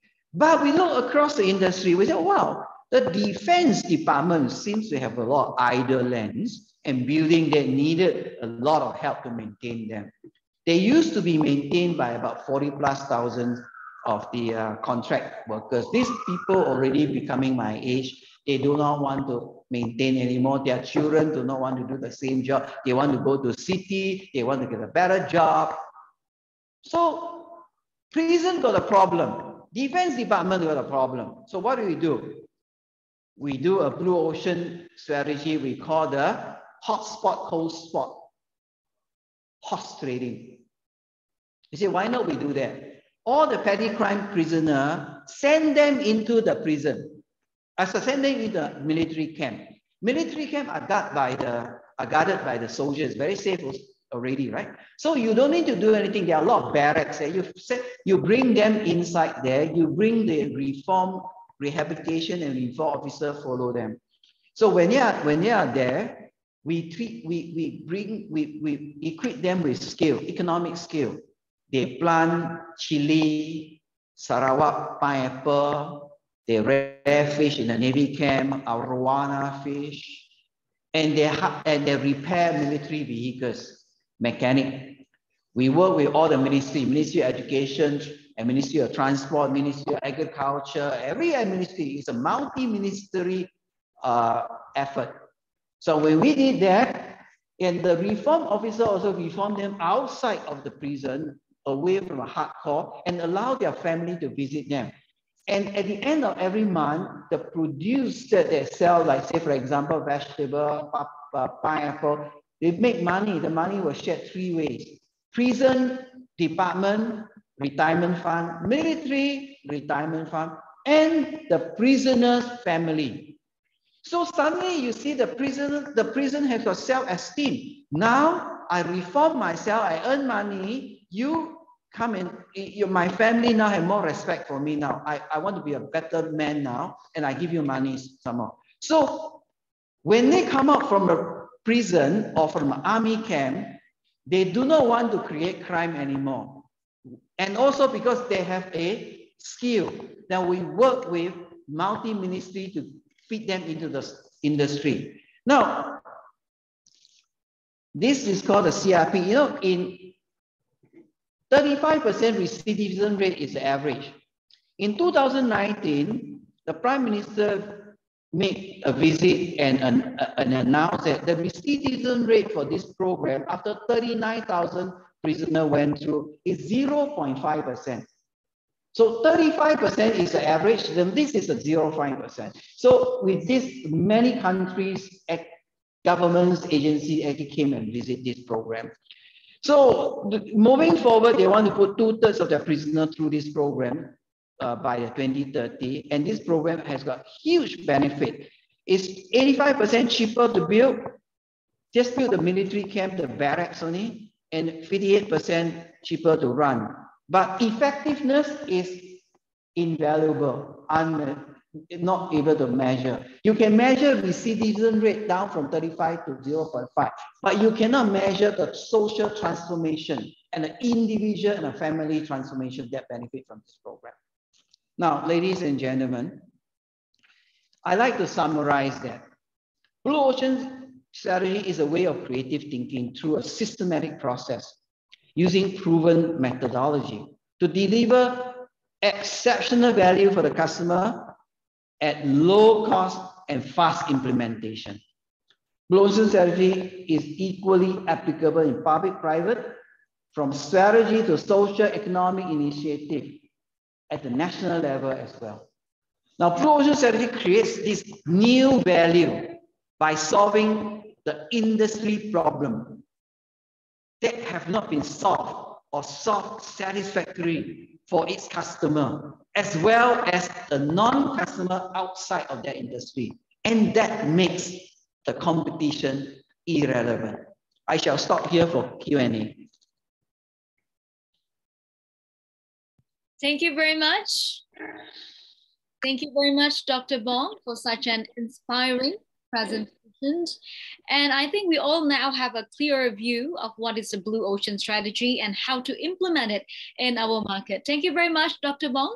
And next, ladies and gentlemen, of course, I would like to thanks to all of our speakers. And we have come to the discussion and also the question and answer session. And before we start going to the audience, I would actually like to go first, and I would like to ask this question to Dr. Bong. Dr. Bong, when the demand of our products increase and our market share increase, at some point, sooner or later, there will be imitators that will appear trying to imitate our business and also our products. So will this phenomenon also occur in this Blue Ocean market? And how can we make our business strategy not easy to imitate in the long term? And how do we differentiate our business? Okay, you have a very good question. My response to this is, first and foremost, okay, a typical Blue Oceans, if it's a technology-driven, technology platform enabled Blue Ocean, typically it will take about 3 to 5 years for imitator to come in. And if it's just a service-oriented, it will take a long time, maybe about 8 years to about 12 years. That's according to a study. The question you ask yourself is, why is it so? Because I say in the beginning, everybody else competing in the industry using the conventional strategy option, differentiation or mass market, low cost, or niche market, small market. So their organization entirely operation from strategy to operations to profit and to people, they are all aligned this way. We call the value, profit, and people alignment, proposition alignment. They are all aligned this way. So for them suddenly to want to come and imitate you, they have to change their entire organization. Point in example would be, I explained to you, Citizen M Hotel, right? The whole structure and strategy of Citizen M Hotel is different from Four Seasons and Ritz-Carlton. Can you imagine Ritz-Carlton now have to tell all their operations, so let's take out our restaurant, let's take out our lobby, let's remove our concierge, let's have one standard room only. Let's change our location to some busy places rather than some serene places. No, all these things, yes, after a while people will imitate, but it will take a long time to imitate. That's point number one. Now, point number two is equally important. Blue Ocean strategy is never meant not to be imitated. Because when you create a Blue Ocean strategy, you don't do it because you want to differentiate from your existing customer. You create a Blue Ocean because you are solving an industry problem. there is a problem in the industry that is not solved or not solved satisfactorily. So once you solve the problem in the industry, the existing industry player will eventually come to you, because let's say in the industry there are 10 players. There is an industry problem, all 10 of them cannot solve satisfactorily. The moment you solve an industry problem, the 10 of you will come in. But when you are solving the industry problem, you don't solve for the 10 of them only. You solve for people outside the industry, which is a huge amount of people. So you have two birds with one stone. Example, example will be the PlayStation and the Xbox.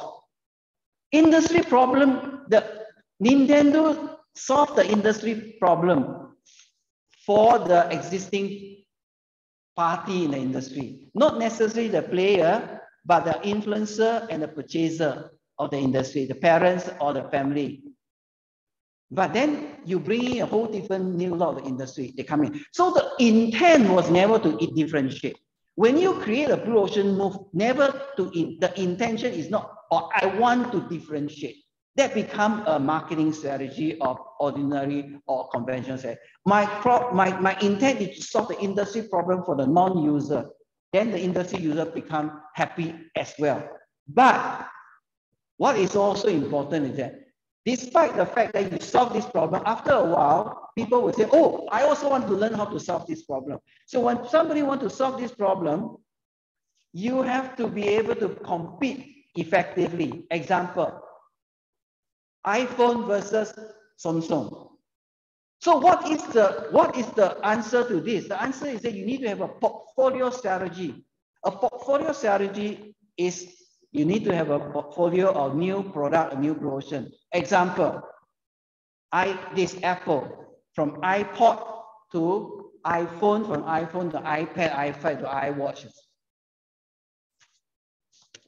I hope I answer your questions, Monica.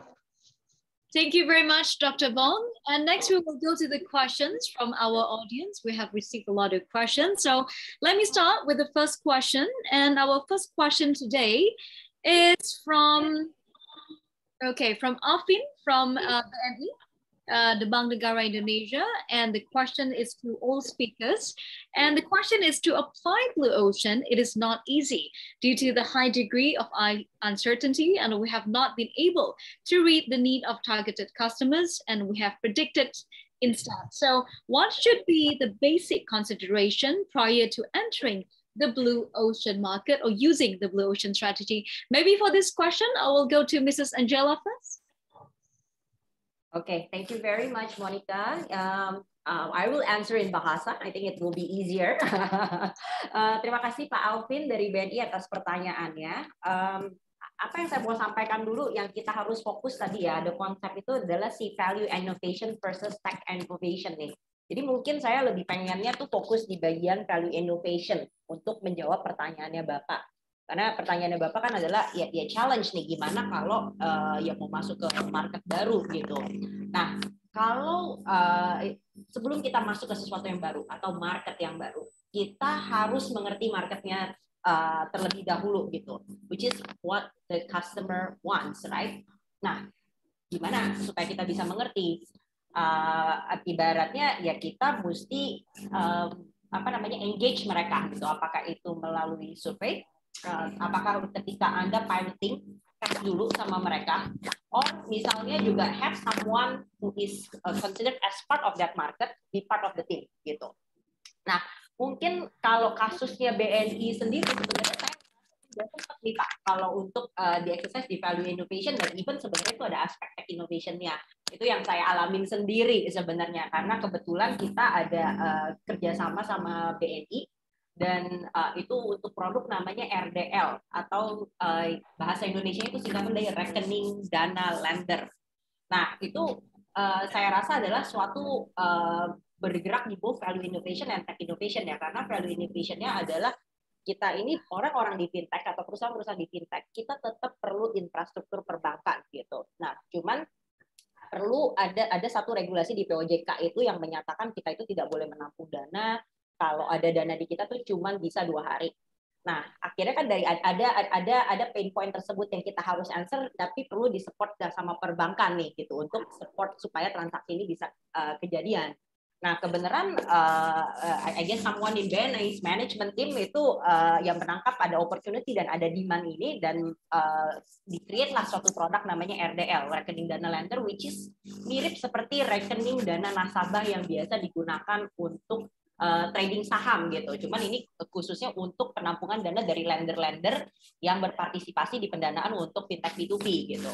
Nah, jadi dan saya rasa waktu ngegodok produk tersebut ya mereka dari tim BNI pun ngedeketin di asosiasi, ya dapat feedback dari member-member asosiasi fintech B2B lending, apa sih yang dibutuhkan gitu, concernnya apa, langsung di develop. Nah, ketika itu menjawab pain points dan kebutuhan kita, itu menjadi value buat kita. Dan boleh dibilang mungkin sekarang kebanyakan fintech B2B lending menggunakan BNI ya untuk yang melakukan transaksi buat para lendernya atau si RDL ini.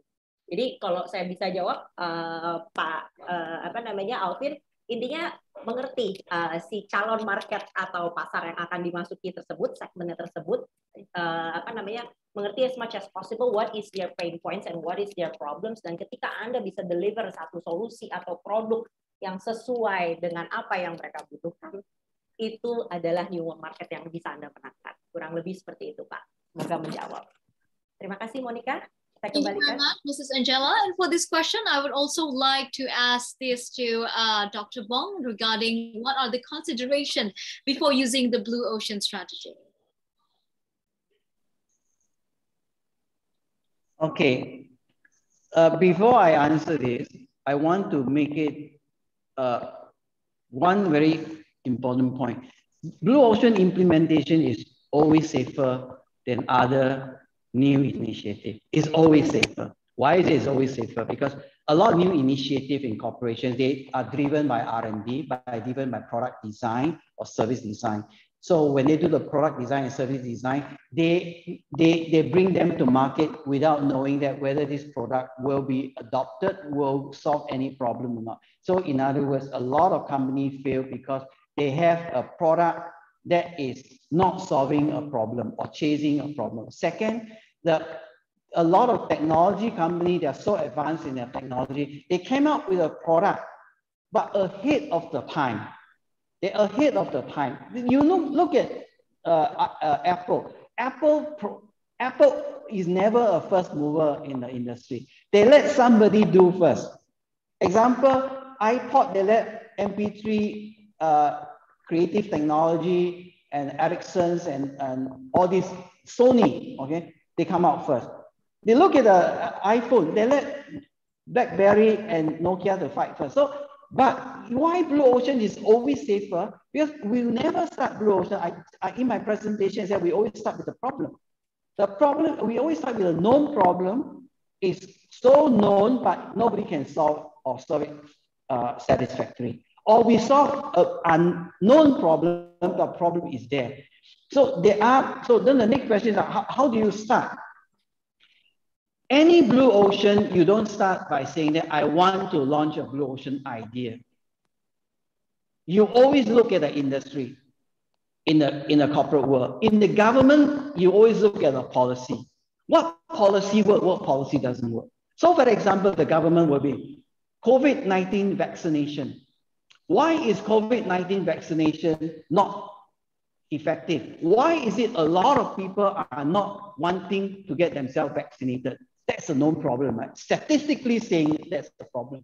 So when you go in and solve the problem in a Blue Ocean way, okay, you're not only able to bring the people who don't believe in vaccination to become vaccinating themselves, you also will discover maybe along the way you can educate the entire nation, because vaccination is not targeted at Indonesian individual, for example. A vaccination should be a message entirely to the nation.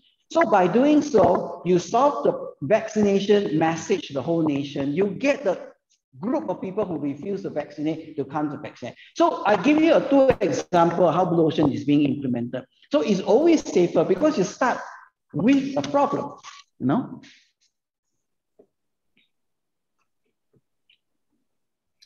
Okay, thank you very much, Dr. Bong. And next question, we have a question for Mr. Agus. And Mr. Agus, this question is from Muhammad Iqbal. Mohon maaf Monica ya, saya mau jawab tadi pertanyaan tadi kan untuk semuanya ya. Saya minta menjawab dulu ya, yang tadi itu ya. Tolong saya diberi kesempatan juga ya. Tadi untuk pertanyaan untuk bertiga juga ya. Saudara Monica harus perhatikan itu juga ya. Jadi pertanyaan tadi dari Pak Alvin tadi dari Bang Ben ini sangat bagus sekali ya, dan saya juga ingin menjawab pertanyaan itu ya, sharing dengan yang lain-lain. Jadi buat saya Pak, di mana kita tinggal itu akan menentukan sekali Pak, apakah Blue Ocean ini bisa berjalan dengan baik atau tidak Pak. Jadi kalau Pak Alvin ini sekarang di sektor jasa keuangan, misalnya di perbankan atau asuransi ya, kita melihat starting point-nya udah bagus kalau kita membuat Blue Ocean di sektor industri jasa keuangan ya. Kita paham betul Pak, di jasa keuangan itu banyak sekali hal yang memang masih perlu dibenahi ya Pak. Misalnya kita lihat dari sisi inklusi keuangan ya, belum banyak orang yang bisa mengakses ke jasa keuangan ya. Mungkin kalau tabungan punya, tapi yang lain-lain tidak semua orang punya asuransi, tidak semua orang punya investasi dalam bentuk saham dan segala macam ya. Nah, ini kita bisa berpikir secara Blue Ocean ya Pak. Artinya bagaimana kita mencari solusi atau terobosan-terobosan ya, yang bisa menjadi suatu keunggulan buat kita dan juga keuntungan buat masyarakat. Saya juga ingin mengomentari tadi yang disampaikan oleh Bu Angela tadi masalah regulasi. Justru dengan Blue Ocean strategi ini, kita berpikir secara Blue Ocean ini, kita berharap ya kita bisa berpikir beyond regulation. Tadi yang sudah dikatakan oleh Dr. Bong tadi, regulasi itu jangan dijadikan sebagai suatu hambatan. Kita bisa melihat pada saat lahirnya peer-to-peer lending ya, dimanapun, termasuk di Indonesia. Itu masih beyond regulation ya, beyond regulated ya. Bahkan lahirnya peer-to-peer lending maupun fintech ya, masih banyak regulator bersifat wait and see. Beberapa justru melakukan seperti sandbox regulation ya. Jadi mereka akan wait and see dulu seperti apa mau diatur. Apakah dikasih lampu merah, apakah lampu hijau, kita masih lampu kuning misalnya. Begitu juga dengan lahirnya uang aset-aset digital aset ya, seperti Bitcoin, segala macam ya. Itu memang beyond regulation, dan sekarang masih banyak regulator di dunia masih bingung apakah diatur atau tidak ya. Seperti pemerintah Cina tegas melarang, pemerintah Singapura juga demikian ya, Monetary Authority of Singapore. Tapi bagaimana dengan negara-negara lain? Bahkan sekarang dengan munculnya turunan daripada aset-backed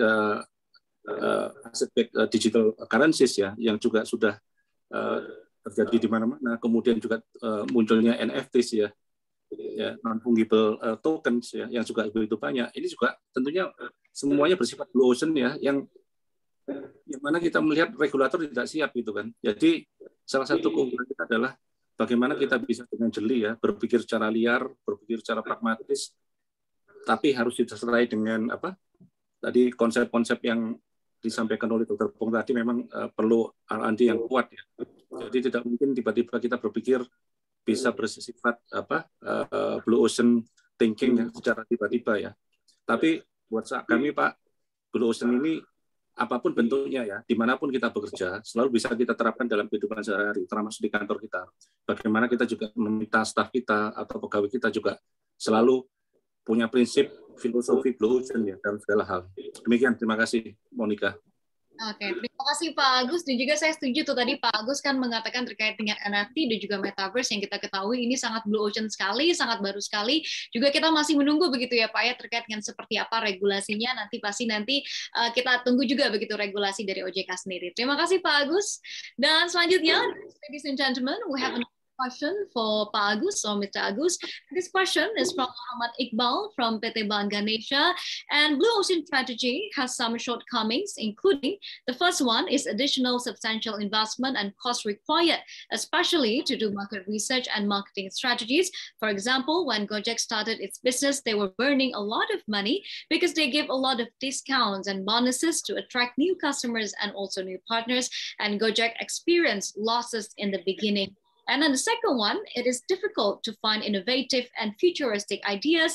The third one, in the absence of a customer base, we need appropriate education and also marketing strategies. And last but not least, the existence of a new market will attract new competitors, and defense strategy will need to be applied. Like Gojek, after Gojek was established, it didn't take long for Grab to come into the market. So the question from Muhammad is how to deal with the requirement of large investment and cost in Blue Ocean strategy. And the second one, what defense strategy should be implemented? And this question is addressed for Dr. Bong.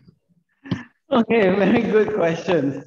I did emphasize that Blue Ocean strategy is value innovation, not technology innovation. So we don't not actually advocate a lot of R&D or research in the upfront, because you need to understand that you always start with a problem. Right? So when you have a problem, so I give you an example how to solve a problem. Let's say, for example, in the finance industry, right? What is the biggest problem in the finance industry is trade financing gap, right?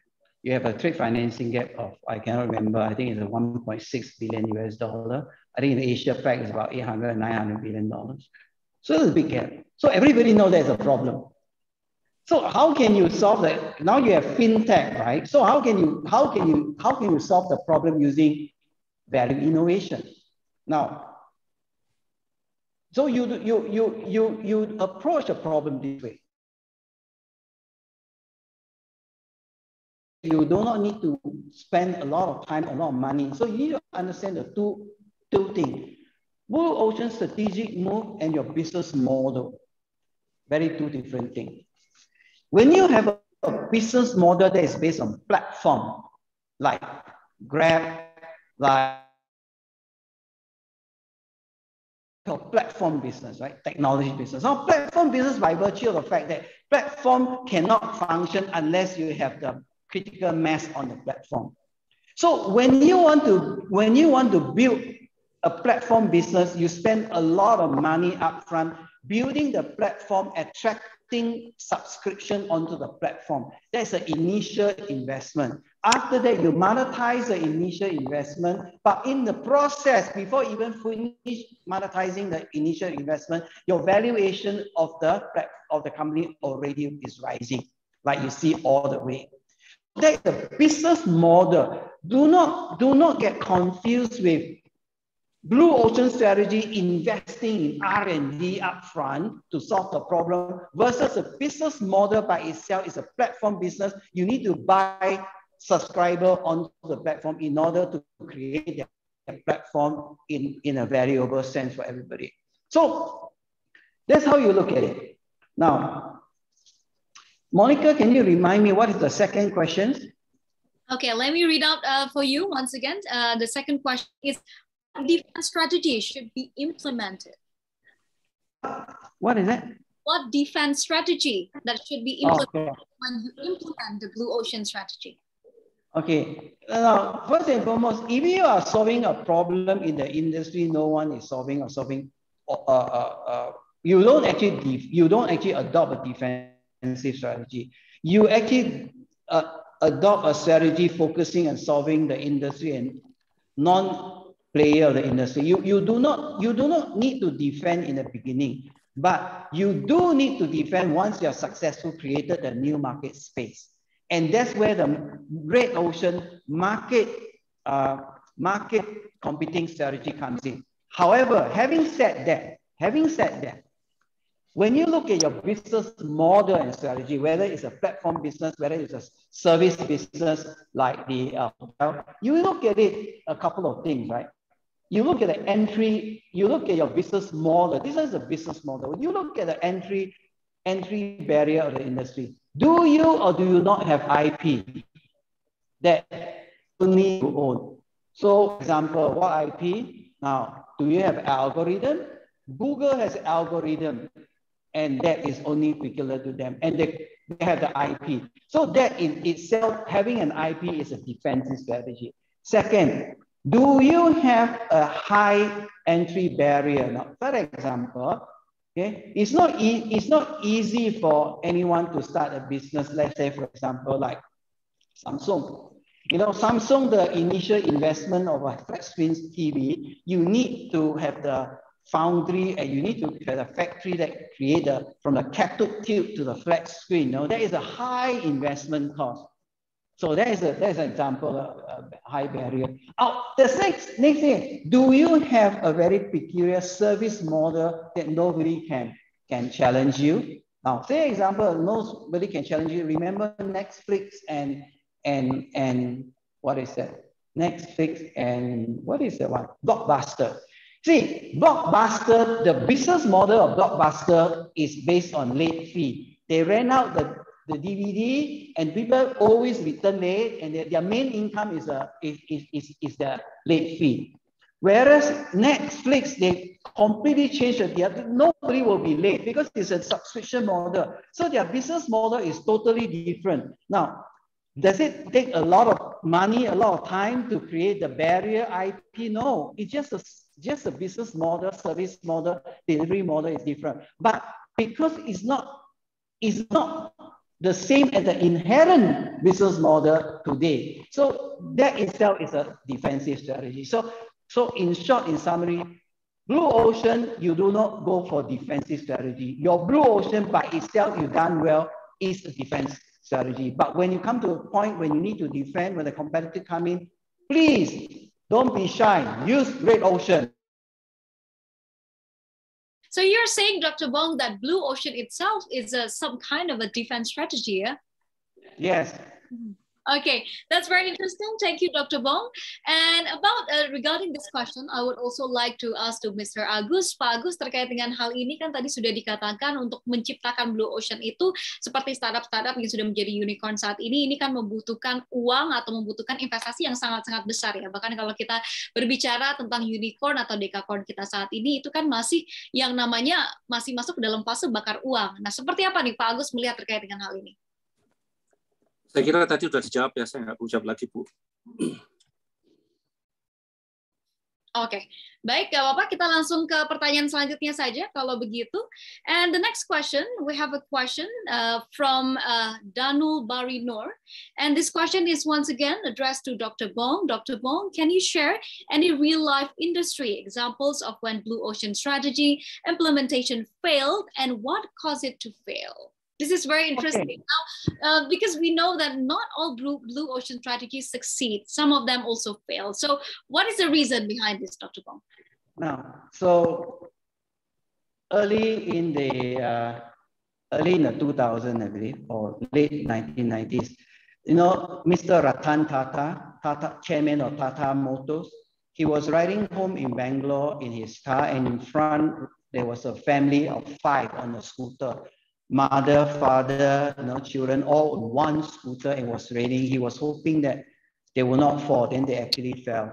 But thank God, nobody injured. So he came up with this idea. He said, how could I come up with a solution to solve this problem in India? That people who cannot afford car, and then they can have a transporter to bring the family from point A to point B safely. So they went through the whole process of creating an alternative solution. It's called Tata Nano.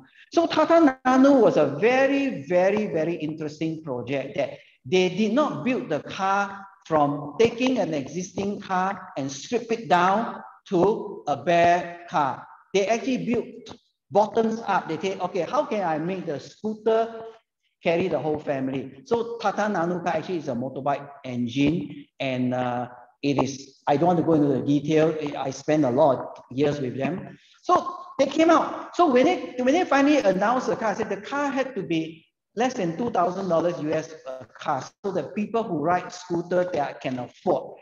So when they launched the car, there are 200,000 plus of people actually waiting for the car to be launched and order the car.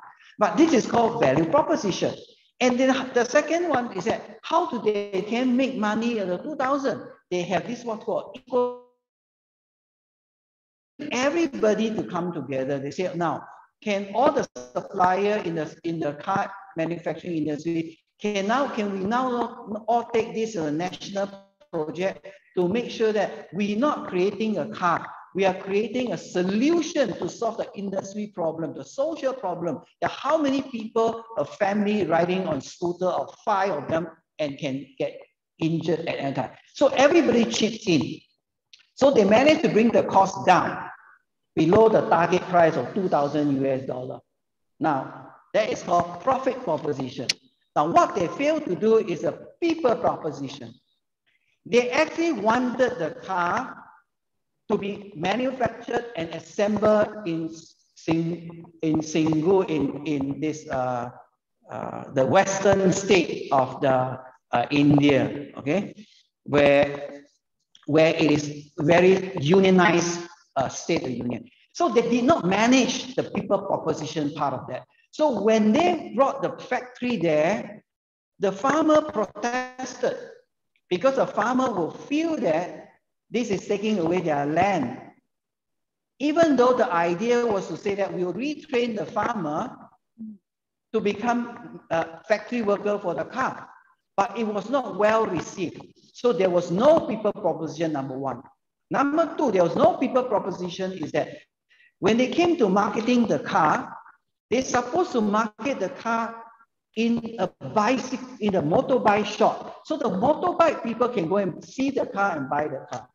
But it was not, it was marketed in a Jaguar showroom. You know, the poor family on a scooter or 5, they feel ashamed to go inside there. And on top of that, they marketed the car and said that this is the cheapest car in the world. Nobody wants to be seen as driving the cheapest car in the world. It's a disgrace to them.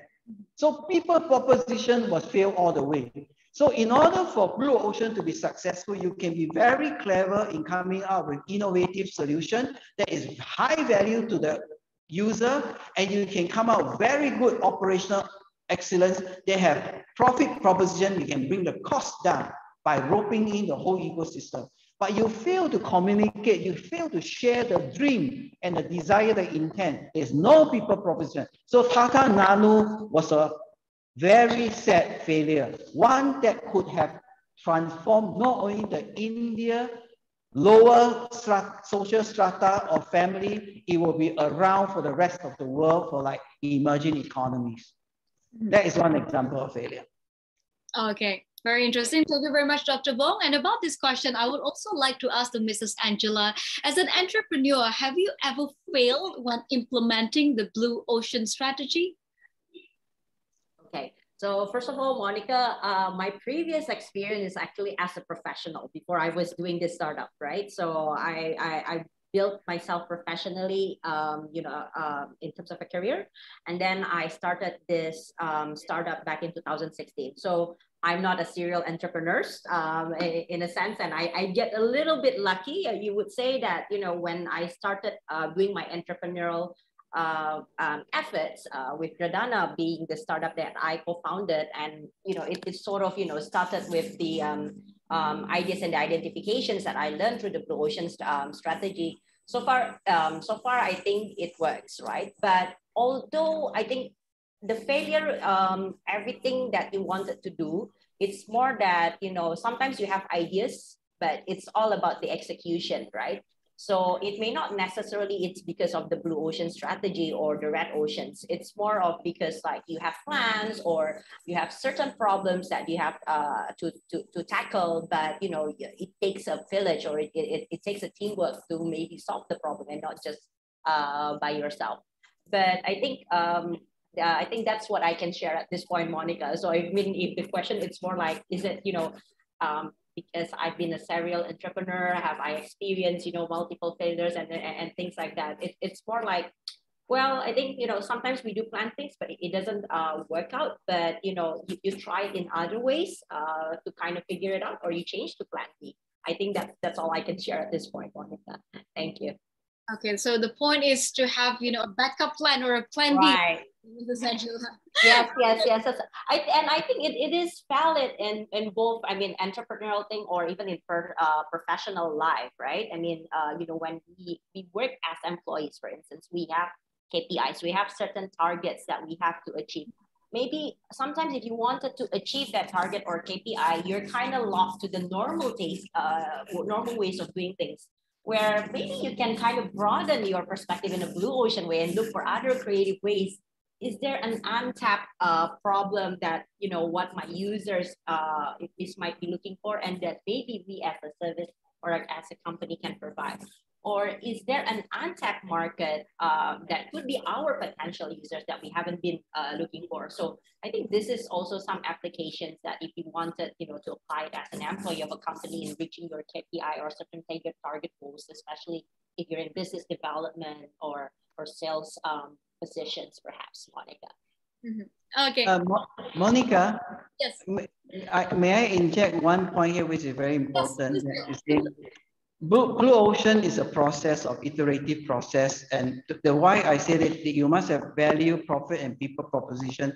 Blue Ocean actually build execution in the strategy formulation. How did we do that?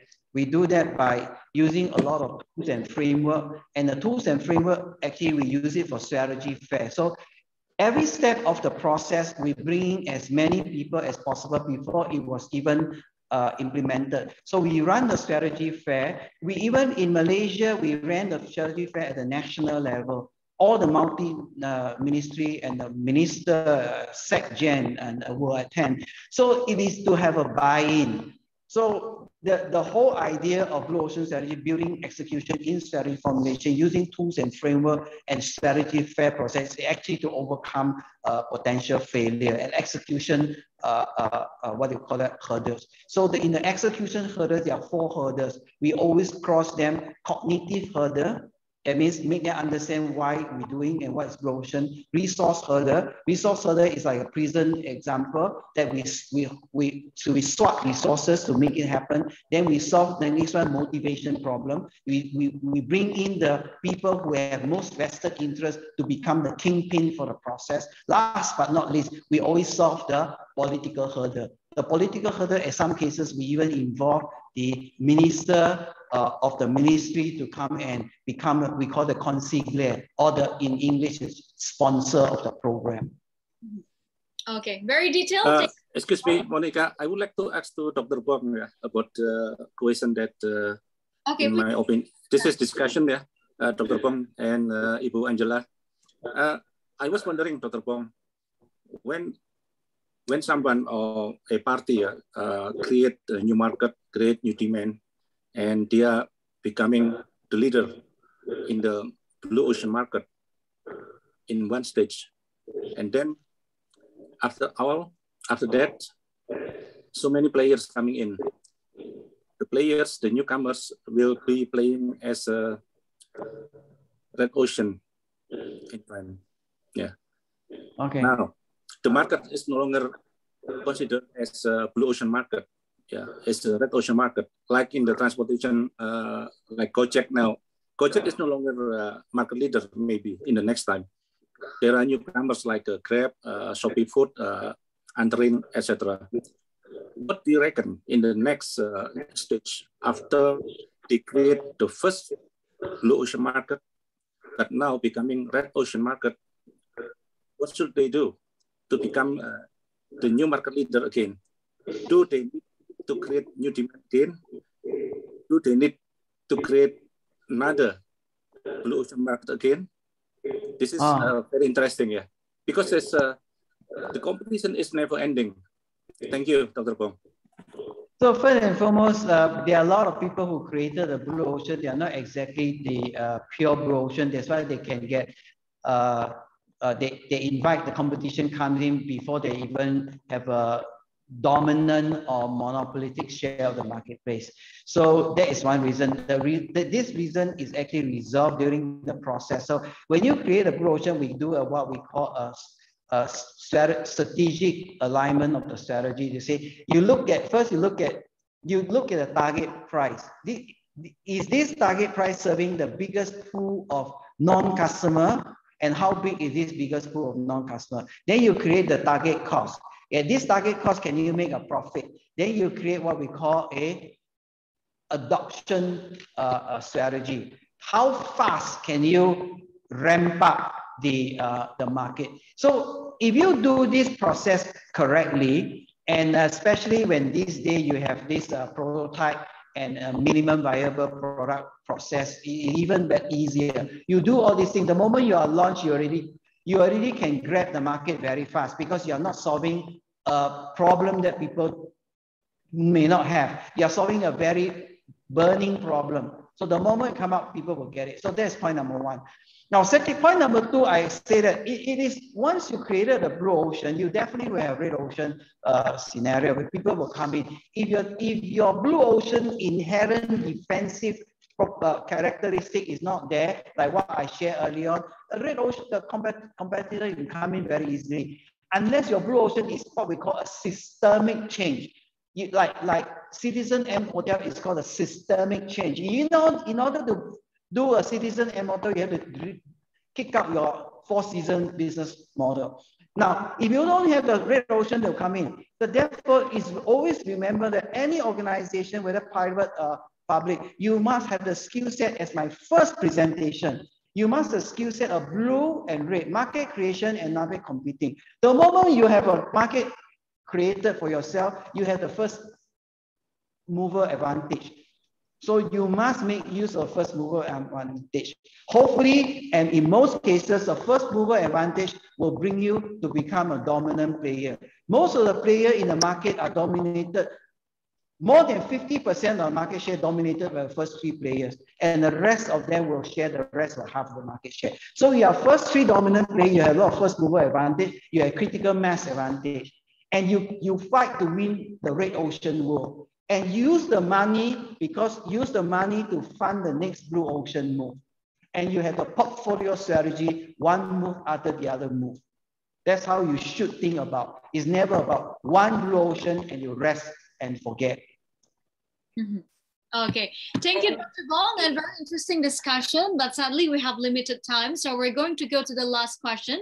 And this last question is addressed to all the speakers. And the question is from, let me read out the question, is from John Korampis from PT Bank Rezona Perdania. And the question is to all the speakers, from the blue ocean strategy perspective for banking industry, should we evolve by looking at the technology development or conservatively taking stages one at a time, as mentioned within the blue ocean strategy? Maybe for this, I'll go to Mrs. Angela first.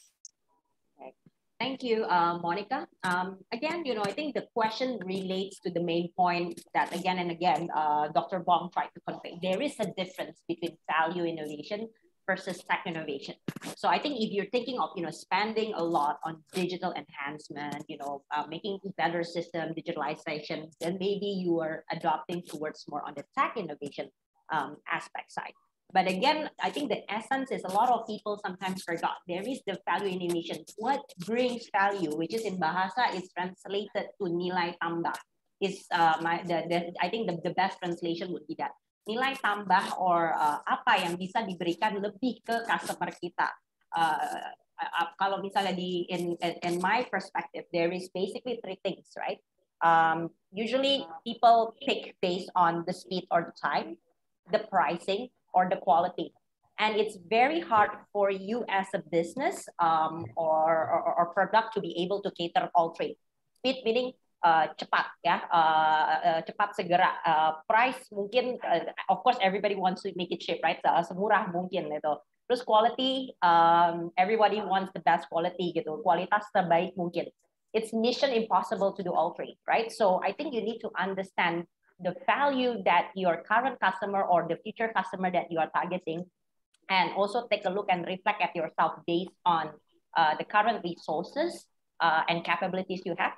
Where do you want to fight in this trade? At least I think you can do 2 out of 3. Definitely all 3 is impossible. Meaning kayak murah plus kualitas bagus. But usually you cannot get it fast, right? Or cepat tapi kualitasnya bagus. Well, typically you have to pay premium, express service, akhirnya jadi mahal, So things like that. But if let's say in the case of fitness first that I tried to convey earlier, right? In my case study when I did back in the workshop, fitness first, it's expensive, right? And then they choose to focus on the value in my exercise that I propose is focus on the customer who value time, right? So it's basically focusing on that, So not so much on the price aspect, but focusing more on the time aspect as the value innovation, as a solution that we can give to the market. So maybe yes, in the banking sense, if you understand the value that you're giving to the customers, I think especially from the financing perspective, because I'm also in the financing industry, right?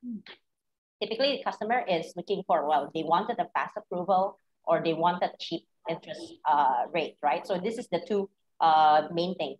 Well, For some people, if they don't need it so urgently, then the cheaper interest rate will prevail. But for people who need the funding or financing urgently, the interest doesn't matter. I mean, if it's, yes, it's a bit higher. Of course, it's not a lot higher. As long as it is still reasonable and affordable, I'm willing to do that as long as I get the certainty that I will get the financing sooner. So that's what I can share from my end, Monica. Hope that answers. Okay, thank you, Mrs. Angela. And maybe regarding this, next I would like to go to Mr. Agus. Terima kasih, Monica. Buat Bapak Ibu ya, ini memang Blue Ocean ini sangat menarik ya. Tapi kita memang perlu melihat juga ya, kalau kita bicara mencari celah Blue Ocean strategi di industri perbankan ini memang sesuatu pertanyaan yang dari awal saya berpikir sulit sekali ya. Saya mulai membaca buku Blue Ocean itu sekitar 4-5 tahun yang lalu, dan saya melakukan sedikit riset mengenai digital economy itu di tahun 2017-2018. Di situ saya melihat kira-kira apa yang bisa dilakukan oleh sektor perbankan, khususnya di Indonesia dalam konteks Blue Ocean. Ya. Banyak permasalahan yang kita hadapi ya, memang tadi masalah kecepatan pelayanan, kemudahan akses, dan segala macam. Ya. Tapi perbankan ini kan heavily regulated industry ya, memang mencari celahnya agak susah ya. Jadi memang yang kita cari adalah bagaimana kita beyond the boundary ya, out of the box ya, berpikir mencari celah bagaimana kita bisa melayani orang banyak, melayani konsumen itu dengan cara-cara yang lain. Nah, ini yang perlu kita pikirkan. Saya tidak punya ide seperti itu, tapi dalam konteks metode pembelajaran, metode pencapaiannya, kita bisa berpikir mungkin ke depan kita membuka rekening itu tidak harus di bank ya, bisa lewat e-commerce, mungkin bisa lewat HP ya. Bahkan kita mungkin bisa membuka rekening di supermarket mungkin ya, secara waktu kita belanja sekalian buka supermarket gitu kan. Begitu juga kita menarik uang tidak harus di bank ya, bisa juga di tempat lain. Hal-hal inilah yang mungkin perlu menjadi pemikiran kita ke depan ya, bahwa dunia itu sudah menyatu. Ya, artinya financial sector ini sekarang sudah menjadi supermarket yang menjual segala-galanya. Begitu juga dengan e-commerce ya. Jadi kalau kita mencari ide Blue Ocean ini memang sangat menarik sekali ya di sektor perbankan ya. Jadi tuntutan orang itu, saya mengambil uang nggak harus ke ATM, bisa nggak saya mengambil di tempat lain selain di ATM, bisa nggak saya mengambil uang di toko gitu kan, atau di supermarket, bisa nggak saya mengambil uang di bengkel dan segala macam. Itu secara, kalau itu secara konteks ya, tapi juga bisa kita memperluas lagi bagaimana melayani orang-orang di luar sana. Indonesia terdiri dari 17.000 pulau-pulau, archipelago country ya, 17.000 pulau.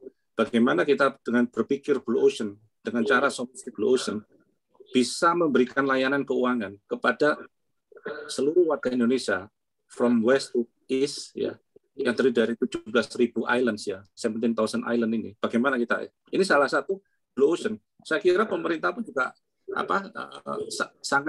sangat berterima kasih kalau kita di industri jasa keuangan bisa memberikan kontribusi, bisa memberikan solusi bagaimana meningkatkan peran industri jasa keuangan dalam rangka memberikan kesejahteraan dan kemakmuran kepada masyarakat ya, dengan metode Blue Ocean ini. Demikian, Monica.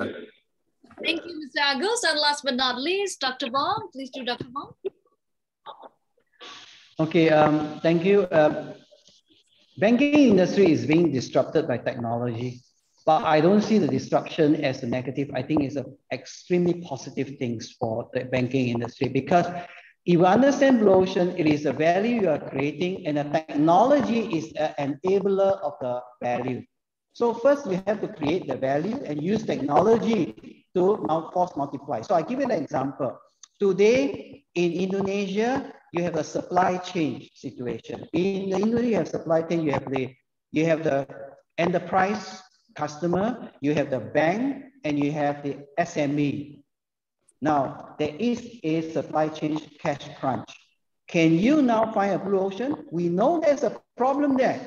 So can you use the technology when you find a Blue Ocean to accelerate, to create visibility, to create speed, simplicity, reduce speed, reduce risk, environmentally friendly? Can you do that? If you can do it with technology and solve the supply chain trade financing between the enterprise and the SME, you will have this Blue Ocean. I will tell you why you have a Blue Ocean. Because today, let's talk about the SME need the payment from the enterprise customer. The enterprise customer do not want to pay them on time. because they operate based on how many 120 days or 180 days payment term. You have no choice. Then SME cannot go to the bank because bank cannot do factoring for them because one by one is difficult. So you will come up with a blue ocean, you can do reverse factoring based on the credit rating of the enterprise customer and use a very interesting the technology platform to lock the three-party in, visibility there, automatic approval. You have a blue ocean. Nobody can touch you. I give you a challenge. Anyone of the audience would like to do that, please look into it. That is the way you should start with blue ocean in the finance or banking industry today.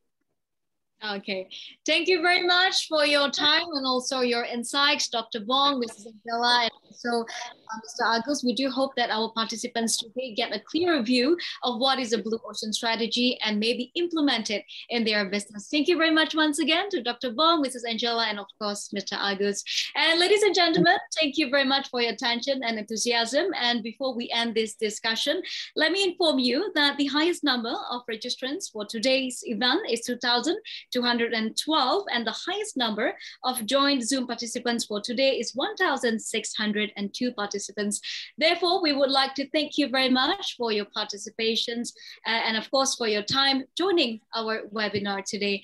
And ladies and gentlemen, we received a lot of questions, but sadly we cannot deliver all to our speakers today due to the limited time. And before this session ends, we will now let Mr. Imansha, the Deputy Commissioner of OJK Institute and Digital Financial, to deliver his closing remarks for this event. Please welcome Mr. Imansha. Okay, thank you, Ms. Monica Chua. Honorable speakers, Dr. Robert Bong, CEO of Blue Ocean Global Network, as our speaker today, and also Ms. Angela Utama, co-founder of PT Gradana Technology Indonesia, and also Pak Agus Sugiarto from the head of OJK Institute as our discussions today. And surely Ms. Monica Chua, the moderator, OJK Board of Commissioners, and all of our OJK colleagues, participants, ladies and gentlemen. Bismillahirrahmanirrahim. Assalamualaikum warahmatullahi wabarakatuh, and good afternoon as well. At first, I like to say that I really enjoy the discussions today, and allow me to extend my highest appreciation to Dr. Bong, Ms. Angela Utama, and also Pak Agus Sugiarto for sharing the insight and experience on how we can better understand the Blue Ocean strategy. I'd like when Dr. Bong conclude his presentations with the statement that the Blue Ocean strategy is a way of creative thinking through a systemic process. Understanding this thought, then there is a lot of know-how how we are implementing this concept to some showcases of real implementation works, in particular here in Indonesia.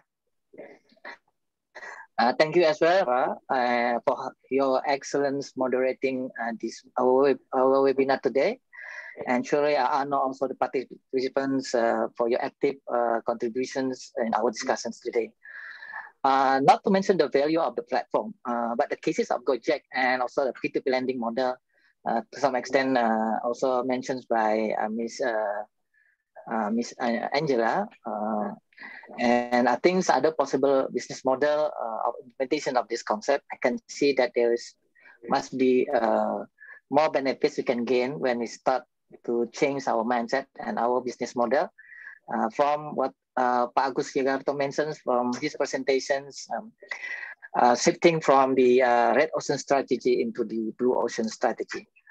Participants, ladies and gentlemen, as stated as well by the speaker, the failure of the company or organization in doing business is often due to the goal of trying to have a lot of profits from the market that has been created.